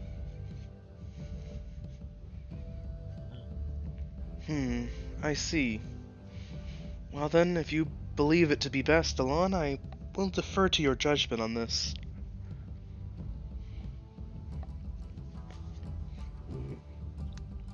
We actually have not seen the Green Dragonborn for some time. Yeah. No, he's been out for a bit. We also It did was not bad. have not. No one's even asked us about the whole. Hey, you have an undead lady wandering around. You want to like Yeah, explain that? I was thinking the same thing. You know, even the shaman didn't say anything when they came here. Like, I know he's almost blind, but I mean, really. I guess you did this to the party. It's like, fair enough. You know, it's like a weird blue lady, Yeah. blue gray. Or your skin blue. Are you some kind of new orc? So, to explain that out of game, essentially y'all haven't been accosted about it here because everybody's too busy partying to pay her much mind. Because she purposely has kept herself out of most of the festivities, so she hasn't drawn attention to herself. Mm-hmm. And they've all just been partying, so. Party. But alrighty. So with the parties plans having been set, the festivities behind them, and new opportunities ahead of them, the party heads off to sleep. And I'm going to ask the party this real quick. Do they want to meet the Pearl Dragon this session? Because we could keep going a little more. That way you would get on the barges and start heading for the Savage Lands next session. Or do you want to save that for the beginning of next session and then make your way to the barges? I guess it depends on how long it would take. Meeting the Pearl Lady would probably not take too long. That's why I'm saying, like, do you want to do the last thing in the session? We'd probably go till 8 on my end, which is another 45 minutes. 45 minutes or so. Yeah. I mean, it's already like past one, so could just stay up to 2 anyway. What do you? I'm leaving it up to the party. What do y'all think? Bram, would you be able to stay out? Yeah, it should be fine. Okay. What about Evan? you, Ev? Yeah, I'm for it. Alright, let's do this. Alrighty then. So, after resting up and waiting until the morning, the party begins. You notice that a lot of the tribes are rolling up, essentially, their festivities before the sun even comes up.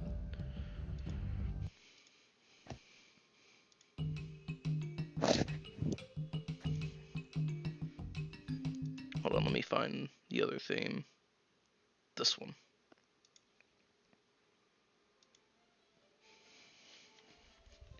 So many of some of the tribes have actually already left, but many are rolling up their tents, getting their things leaving. There's a lot are just basically leaving as much quickly and efficiently as they can. Many of the war chiefs barking orders to help do so. The shaman's tribe is the only one that doesn't seem to be making any attempts to leave. It's their land. Mm-hmm. Their village. Finally, as the party is all waking up and getting about their things, Yorm comes stumbling out of a tent, and he is sober, but he doesn't look like he got a wink of sleep, but he's grinning white as can be, despite things. Hmm. You know the smile that Buzz Lightyear has, like, nice hot schmooze. It's about like that. That's the smile he has. Yeah. Got that kind of a smile going, Yorm does, as he walks out of a tent, stops, lights a cigar, sticks it in his mouth, just grinning as wide as can be, having a great time.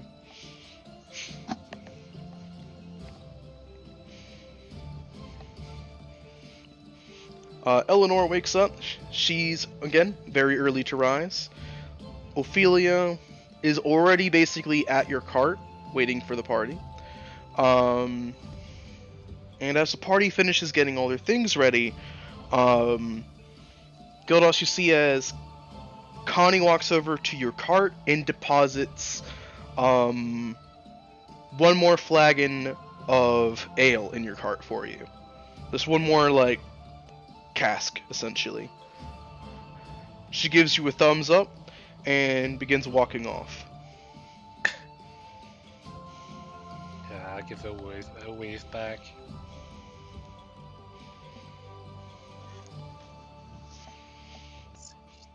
Once again, the only person that doesn't show up for a moment is Tulio. However, Tulio comes rushing out of a tent, basically shirtless, and booking it towards your cart. He hops on the back of the cart and looks at the party frankly. Let's go! What are we waiting for? We need to leave. Let's go. Let's go. Let's go. Let's go. Delon like laughs and goes, No, please, by all means, stay a little longer. You sure you don't want to speak or talk with the Right. young woman you spent the night with? Nope. Introduce us. Nope. Yes. You hear a yell from off in the distance that is in brutish sounding common. Matulio! Oh Lord. Boy. Let's go, let's go, let's go! If you're not pushing the cart, I'm running! So, those melons. Were they figurative melons or? They were like boulders. Massive. They were worth it, trust me. That was a great lay. But I am not sticking around to be tied down to an orcish woman. Mm-mm. Delon just kind of leans against the cart briefly. Well, remember, Montoya, you do reap what you sow. As a man of honor, you should understand this. And I'm sure if she really wants it, she can reap whatever I sowed later. But I'm leaving, and if she really wants me, she'll find me down later. Gotta make like a true orc and leave her, gotta go. Gotta, come on. You The sure line you just, didn't like- forget anything in your tent? Just in case. Yeah. I don't need that dagger. No. Or your shirt, perhaps. I'll get more. Silver rapier, perhaps. Hey, I never leave home without it. He pats his hip, and you see that he's also got his crossbow. Maybe the last bomb. Then. I used the last bomb for making the goblins believe I could breathe fire. Yeah, we said that. Love it. It wasn't wasteful, it was fun.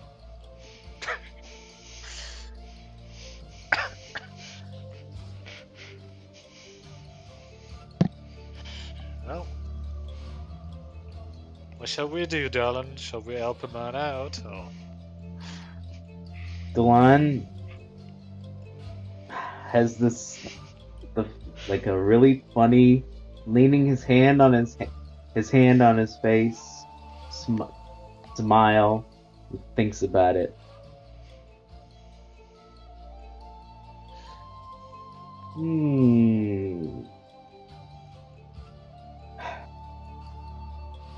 Just this once.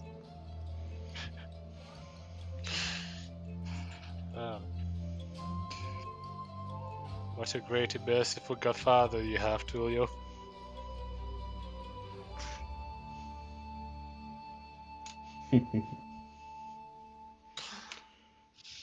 Yes. Remember, Chief, I can't be saving you, I can't be counter-espionaging or denying you being attacked by assassins if I'm chained down by an orcish woman. Oh, I don't know. The Monsterlands could always use someone to spy on, of course, and you would be, I'm sure, welcomed very firmly by the shaman. I'll even put a good word. It's like, I'll see you back in a little bit.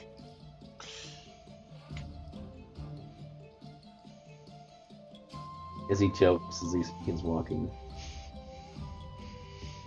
You see as Tulio shakes his head, and Eleanor almost reluctantly begins letting the cart go. With that, the party begins heading northwards. By the way, we can discuss what you bought before at the stalls before you left, either at the end of the session or the beginning of next session. Cass mending on clothes, yeah, pretty much. Never mind. I mean, it would mend the tears, but it wouldn't mend the degradation of the fabric itself. Yeah. Right, which is basically what he wants. Yeah. Like, no. So, like, it would be like good enough. Yeah. Get a thing until like actual clothes. Yeah. But alrighty, the party begins heading northwards. You all feel as it gets much colder as you head northwards. Almost like instantly colder. However, if the party bought provisions for that, which I'm assuming they did because they said they wanted to, it doesn't. They don't need to make con saves. I'll say, like, out of my own pocket, I'll buy some paper for the road, actually. Alrighty. There is something I want to do. Now that, like, probably set up.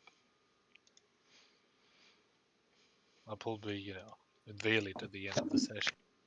Well, before the end.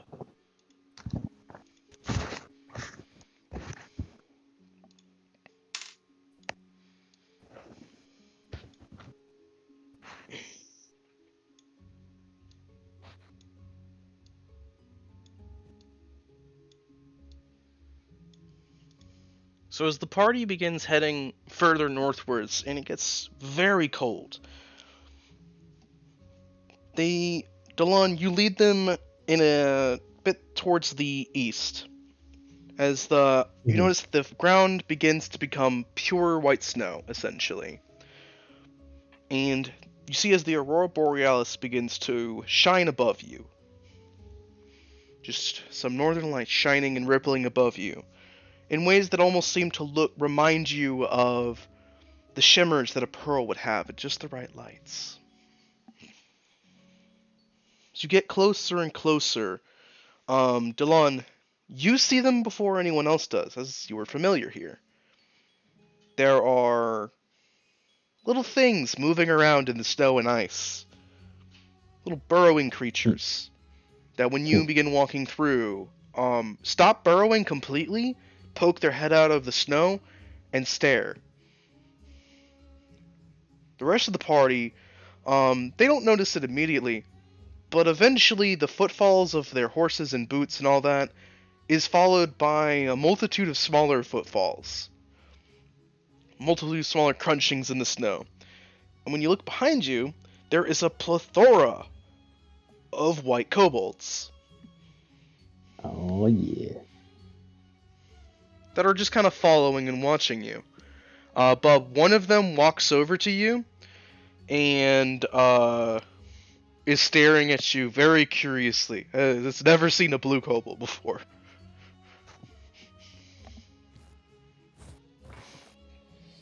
Hello, I am Bub. Hey, did you freeze and that's why you're blue? No, I was born this way. I have majestic blue scales like the great blue dragon. Oh.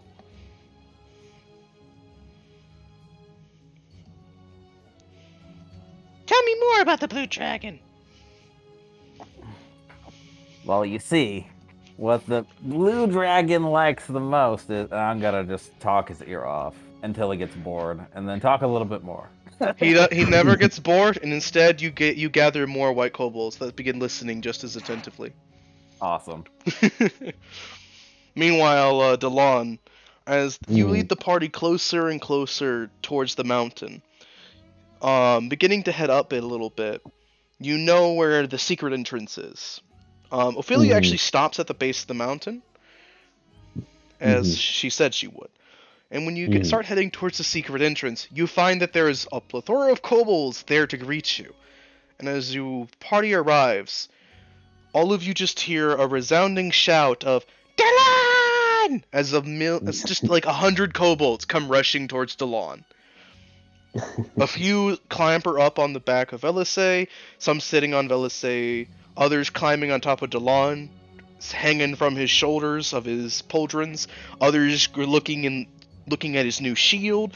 One is like sitting on his lap and like trying to reach for his sword. These are kobolds that seem fascinated by anything and everything new and have no sense of self-preservation almost. Easy. It's good seeing you all. Easy. Off the shoulder, not so much. I say, I'm here to see our lady. Is it the lady? Oh! They all kind of jump off you, Delon, and kind of point down into the cave. She's in there waiting. Thank you. Delon will continue for a bit and goes. He thinks about it. He assumes it's a private meeting, so he can't bring anyone else in. I don't know. Never said not to. She never said not to. Yeah. So he goes. He waits for a moment. He goes to move, and then he pauses and turns around. Who'd like to meet the Pearl Dragon?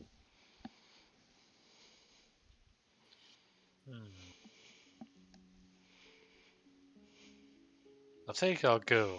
Just to see the differences between her and the Blue Dragon. Tulio jumps off the back of the cart and walks up. Sure, I'll come meet her. You only get a chance like this every once in a while, after all. Gotta add it to my list of stories. Delon lowers to Tulio and says, don't pull what you normally pull on Tulio. She does not have the same sense of humor. Right. Unwise to anger a dragon. Right. I know how to actually keep my mouth shut with people who are actually dangerous. Just wanted a reminder, that's all. I'll treat her like a Nebulese noble, just enough kiss-assing, but not enough to get in trouble. The fact that even, I'm not like that. Nebula even being referenced even around my lady. No. He's just gonna wait for anyone else. Yorm marches up. I'd love to meet her. Assuming Lady Eleanor. Eleanor actually gets down from the cart and walks up as well. I would quite like to meet this lady that you speak so highly about. Curious to see her. And then there's Bub. You want to come, Bub? Come, fellow kobolds. Let us speak with your lady together. I want to come in with a bunch of kobolds. Yeah. They look confused, like they're not supposed to come, but they just kind of like nod, enraptured by your shout, essentially. Delon will get off Alesse, let him just kind of be himself, and Ophelia can't really come with them because radiance and all that. Exactly. He'll acknowledge her though, and he'll give her a nod. Mind the card, will you? She nods back at you, keeping a hand on the cart and kind of brushing the mule's fur a bit. Of course. Thank you. I will approach the cave then. Alrighty. So as you begin to approach the cave and head inside, all of you see shimmering crystals that twinkle with the same pearlescent hue as the shimmering in the sky.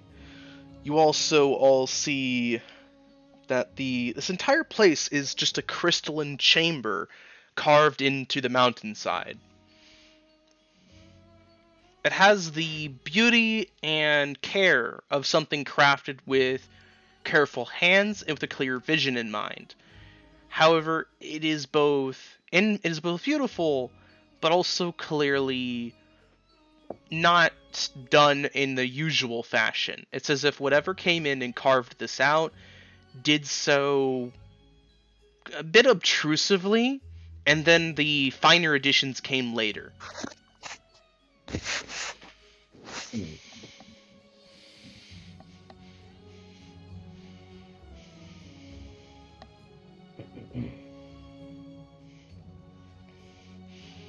As you begin heading further inside, Delon, you can see that there are sconces on the walls, and they are burning with a simple blue flame.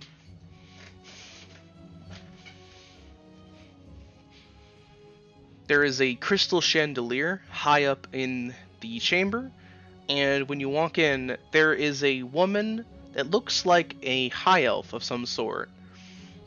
That is quite tall for a high elf. About as tall as Delon, maybe like a head taller. She is standing in the center of the room with her back to you all. And she is wearing a flowing white gown with simple gold embroidery here and there.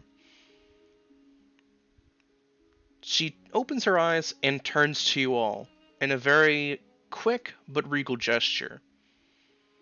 Her eyes linger on you all, and despite her beautiful appearance, which it is absolutely gorgeous, it is almost ethereally so, supernaturally so. The way her eyes linger on you all is with an incredible piercing gaze. It's incredibly hard to not only meet her eyes, but to also look away. She's borderline bewitching.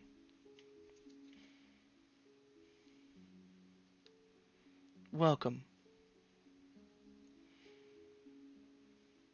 I can see now that you have come in with your entourage, Delon. Delon nods. He approaches in front, and while still looking upon her, he gives a gentle bow with his knee reaching the ground, not fully pressing his knee to the ground, but in a gesture. Aye, my lady. Does that offend thee?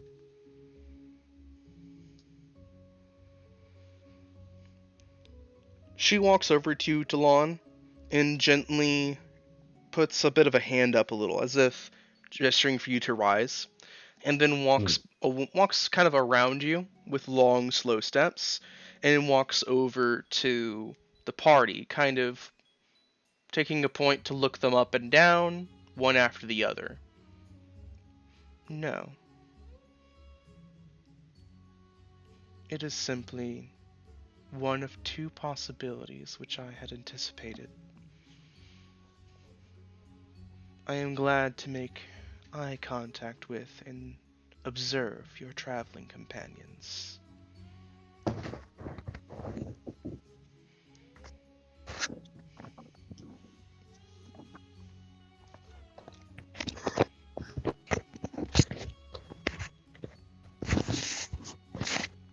Hmm.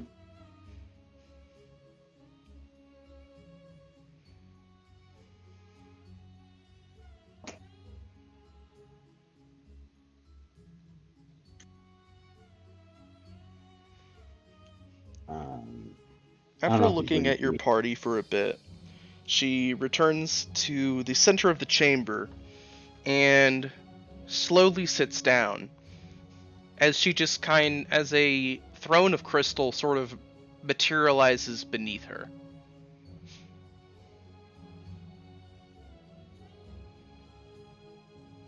I welcome you all to my chamber. And you young ones, leave us all. You were told not to come within this chamber while I had company, were you not? Her eyes linger on the white kobolds that are kind of like staying behind Bub, and they nod, and without a word, scamper out down the way, just kind of all leaving at once, like kids caught doing something not supposed to. The hand is in the cookie jar.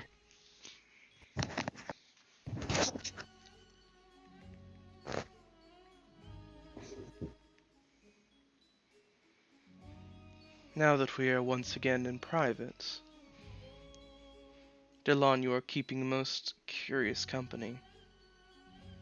Indeed, there is one person in particular that I can feel on my mountain.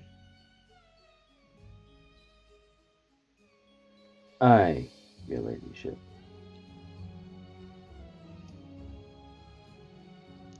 What is this foul presence I sense, not just within my mountain, but within the land that I have rested? I felt a great darkness well up in an intense concentration, and then disperse itself. But its presence has not left. It is a difficult story to relate, but I will do so as best I can. While approaching your territory, your ladyship, we were accompanied by the brown dragonborn, Harkin, scholar. This is where I met up with Lord Mountainborn, who gestures towards the door, and made our way into. We were attacked by bears, is it that acted or out of ordinary from your territory. Upon defeating them, we found that they could not be killed with normal means, only by destruction of the brain or with radiance. Thanks to Sir Gildas and I, we were able to add our radiance to destroy them. Harkin perused it, and with his scholarly knowledge, referenced that this was a bleeding effect of necrosis.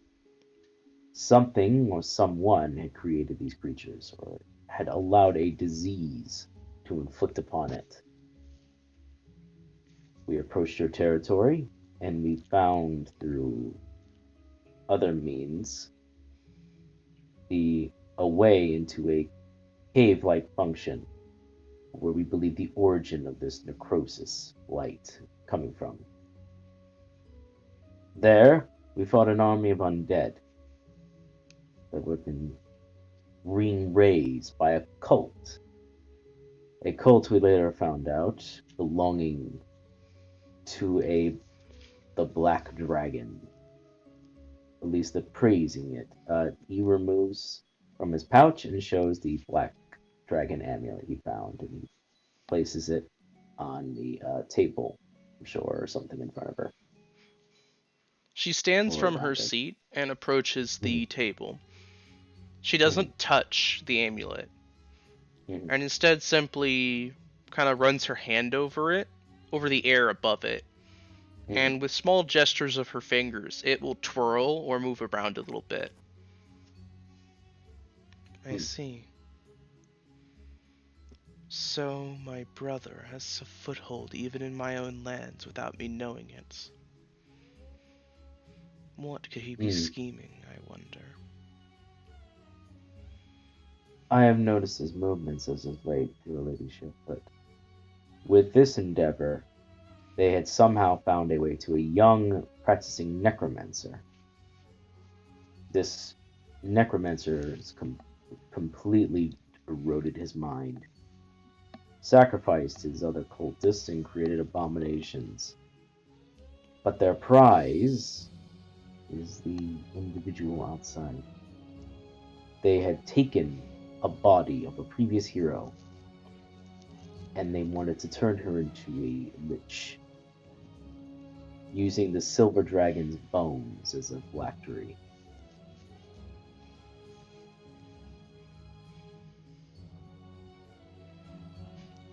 So she doesn't frown, nor does she nor does her brow furrow. Yet you can tell that she is displeased by this information, with a very subtle flicker of emotion across her face. They befouled my ancestors' remains so that they could create an abomination then. Indeed. And this abomination, this forgotten hero, what are they like to you, Delon? What is your opinion Fortunate. of them? Mm.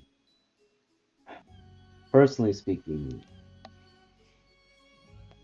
while I do not completely trust her of yet, we were fortunate enough to stop whatever dark ritual they were going to accomplish. She is in a state of undeath, yes, similar to a lich, but it's not quite like a lich, at least from what I was told by the scholar Harkin. She's somewhere in the middle. She is imbued with certain qualities of a lich, but her noble blood shines through even such. She is distant in emotion, but her actions speak in kindness and regality and generosity, those of which I believe will ultimately provide a boon, if I may say so. I see. Then I am to understand that this is the reason you have not disabled her while you have had multiple chances. Aye, my lady, that is the reason why. And in fact, he gestures to Sir Bob. Sir Bob has her phylactery in hand. When he went to take it, she did not fight him on it. She nodded gently and said that he now holds her. She will be in his care for the remainder. She has not fought against any appropriation of destruction. She has been very understanding in all circumstances. Her memory is limited, but her spirit is good. I only frown upon the circumstances that such a great hero has come back into this world. Which leads us back to the Blight, your ladyship. Yes. On our way towards it, Give we me were... one moment. Yes, my ladyship. She gives you a nod, Delon, and begins walking over to Bub. Blue Kobold, Druid. Your name is Bub, yes? I am Bub. An eager creature, aren't you? Yes, ma'am. The briefest hint of a smile falls on her face. Might I see?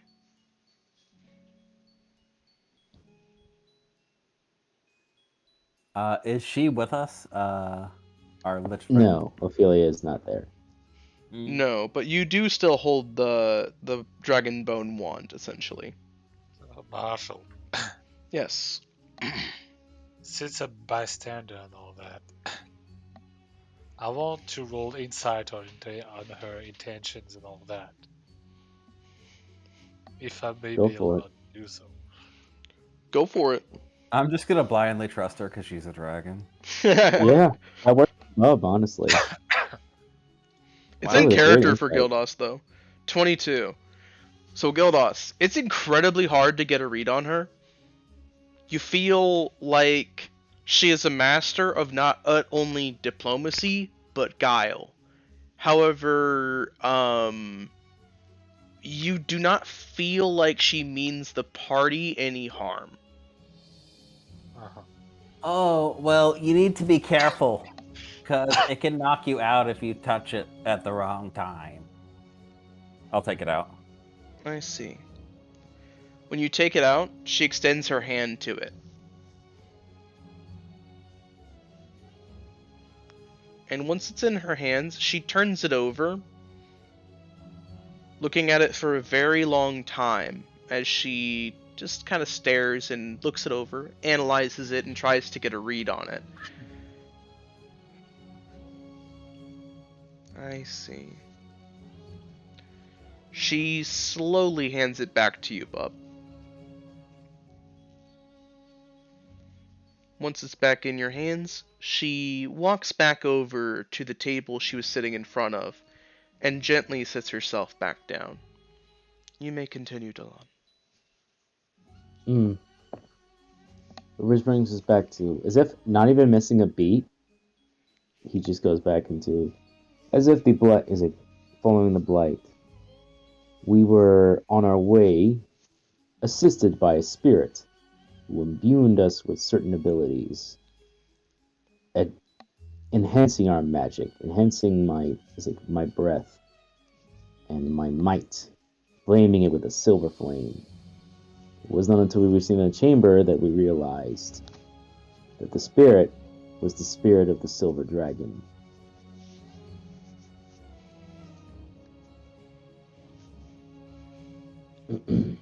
She nods at you, and you feel her eyes staring almost into your soul, Delon. Mm-hmm. How did this bolstering of power from her feel?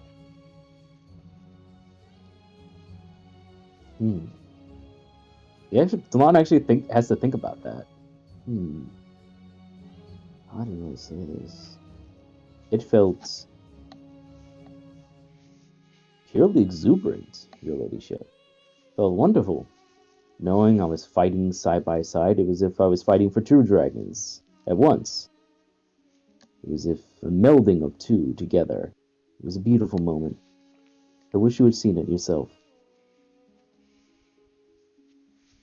I see.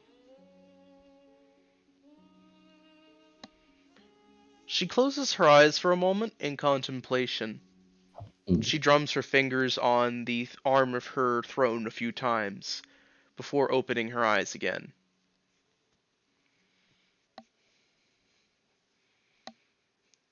And what has happened in regards to this silver spirit? We were offered a choice in our moment to stop the dark ritual. We were given two choices. The silver spirit wanted to destroy the ritual, and the body that came with it, cut it in the root. However, the the being inside the casket, the one stolen, she offered instead that a blight could not only be limited or cut off, it could be ended completely, removed from the history. The Silver Dragon said that did not believe such a thing could exist, and that having a rash is a quick destruction is the only way to cauterize the wound. And I agreed with her for the most part. But the longer we spoke, the more information I learned, the more it came to me.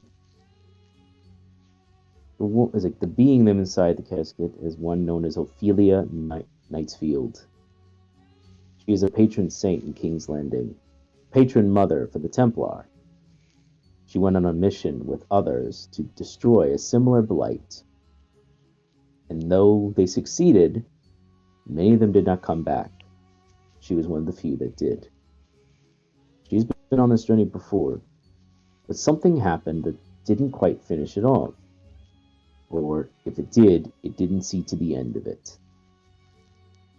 If I went with the Silver Dragon, as much as my heart wanted me to, would it only end up delaying it another season, another two? Would other future heroes have to come back? But if this was true for what her ladyship said, she could remove the blight completely. No matter what choice we chose, the blight was coming back. It was coming with a vengeance. So I asked my council, I asked my constituents, my counterparts, and we all made a conscious decision. We believed that removing the blight and destroying it completely was the best move. I spoke to the Silver Dragon. I tried to explain the situation. I did the best. I knew she would not accept it. But I know she listens on even now and is watching us.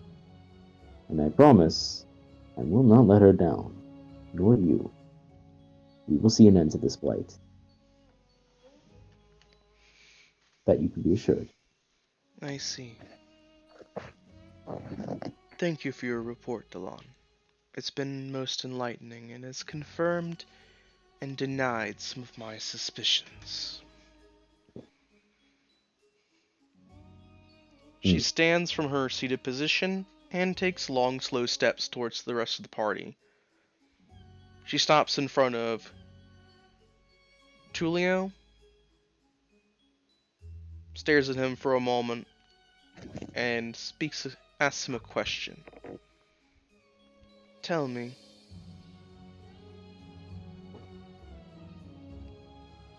if you were to describe your intentions on this journey, what would they be? To make as much money as possible. Quite.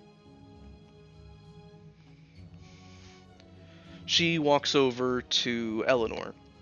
What is your intention on this journey? To establish as many connections, see as many things, and learn as much as I can to help benefit my family, as well as to make as much money as possible. She seems almost bemused. I see. She stops in front of Yorm. And what is your request? Yorm gets a little rosy-cheeked and looks a little bashful. What, your ladyship? I was hoping to right the wrongs of my family and do as many good deeds so that the curse of the mountain-borns could be lifted. A noble endeavor. Yorm beams at that, and she moves over to you, Gildas. Mhm. What is your intentions on this journey? Well, let's see. First of all, revive my church. Second of all, reviving the craft of magical items. Make a name for myself. Thirdly, slap a lord across the face. Exact justice. And I guess, fourth of all, make money while I do so. She seems bemused by your response. Well then, give Bridget my regards next time you see her. No, I didn't say. I shall do so.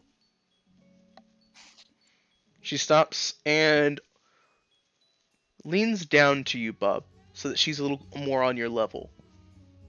And what of you? What is your intentions on these journeys?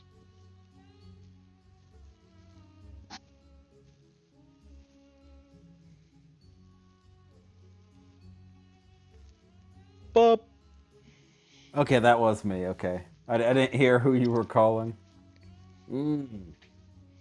Well, there's a great threat coming, threatening to consume the lands in unbalanced nature.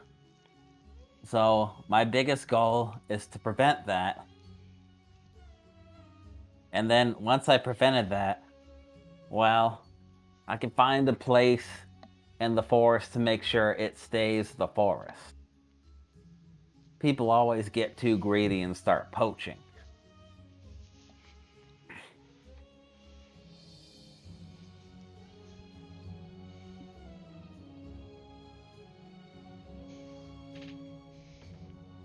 She nods at you and slowly stands back up.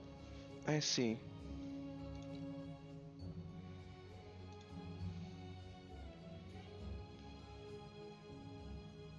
She makes her way back over to the table, gently sits herself back down, and makes eye contact at you again, Delon. Hmm. A blight that has once been released before and was released again. A noble who went on a quest to stop it, succeeded, and will have to do so again. A brooding premonition of an ever-encroaching, all-encompassing darkness that will sweep across the land. Political tensions, and a missing holy relic. A red dragon cult and a black dragon cult, both of which seem to be doing things in shadows of darkness.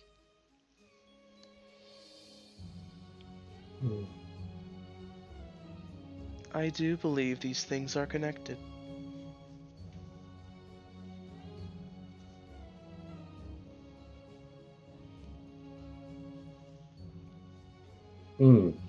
As do I, my lady. I sadly cannot ponder this underlining thread that connects them all. Not now. But you have been doing well, Delon. For yourself and others. She nods to your party. Keep doing so and you will continue to receive my blessings. I am not sure if you have felt them yet, but in time you will feel much more. Thank you, my lady.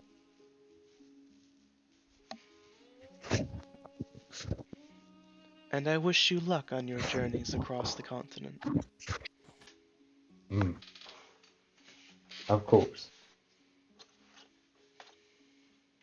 And before you leave, do regale the kobolds with your tales. They ever so much love to hear of the outside world.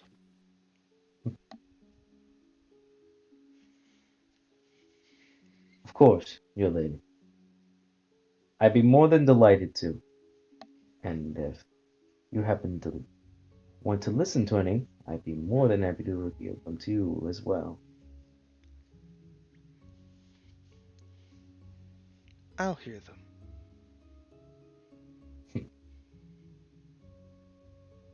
That is your wish.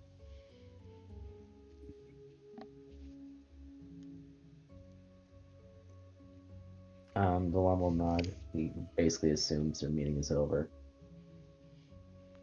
He is correct, as she is basically finished talking with you now. Mm-hmm. And He as the nods, party... Oh, go ahead. No, he's just like, yeah, okay, it's time to answer. So as the party finishes up their meeting with the White Dragon, she watches them go with a curious look in her eye, as if she's watching you all very closely now.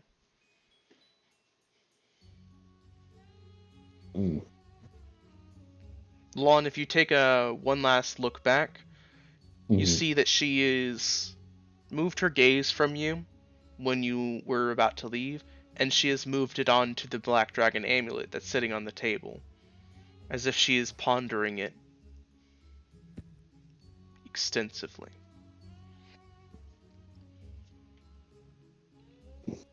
Delon will remain there and just watch for a little bit. He drums his hands on the sword blade for a few moments before, like, readying himself, and decides to push a thought from his mind and walk away.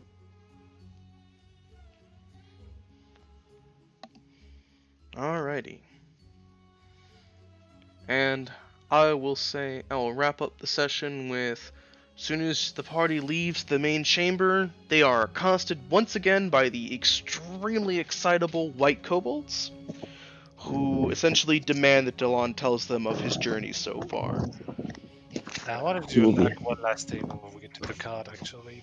But up to you. Oh, sure, I'll let you do it. Go ahead. Alright. So, as I get to the card, no, like, produce a paper from my case and all that. Then I walk up to Eleanor and say, "Well, since you mentioned, creating connections and all that, now that I'm officially set up in these lands, now's a good time as any."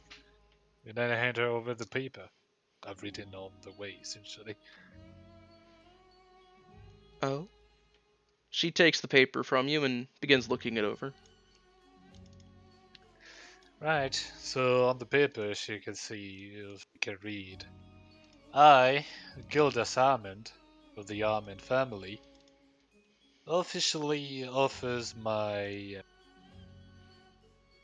sponsorship to the Chrysanthemum expedition and promise to be a future business partner once she is set up. Essentially, a promissory note kind of thing. Just no gold connections.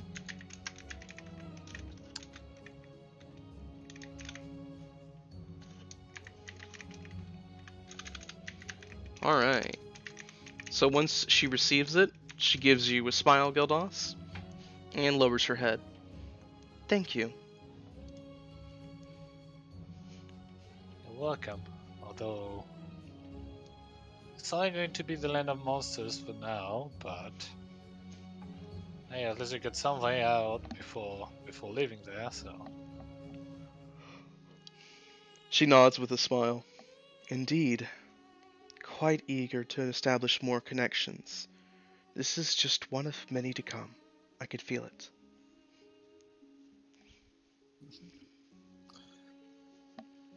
well, then let's pray that you get many more. Then yeah. Also, we get to Renald. I might do another one too. Just to depends on how things go really. A bit. So far off in the future, really. Mm-hmm. So But alrighty. yeah. So with Gildas and Eleanor having formed a business contract arrangement with a letter of promise, and Delon regaling the white kobolds of his many journeys, and the Pearl Dragon essentially giving the party her blessing in her own fashion, and the mysteries of the world in the air, as well as their destination on the horizon. We're gonna wrap it up here. Thank you all for tuning in, and we'll see you all next time for another part of Kingless Chronicle. Bye bye.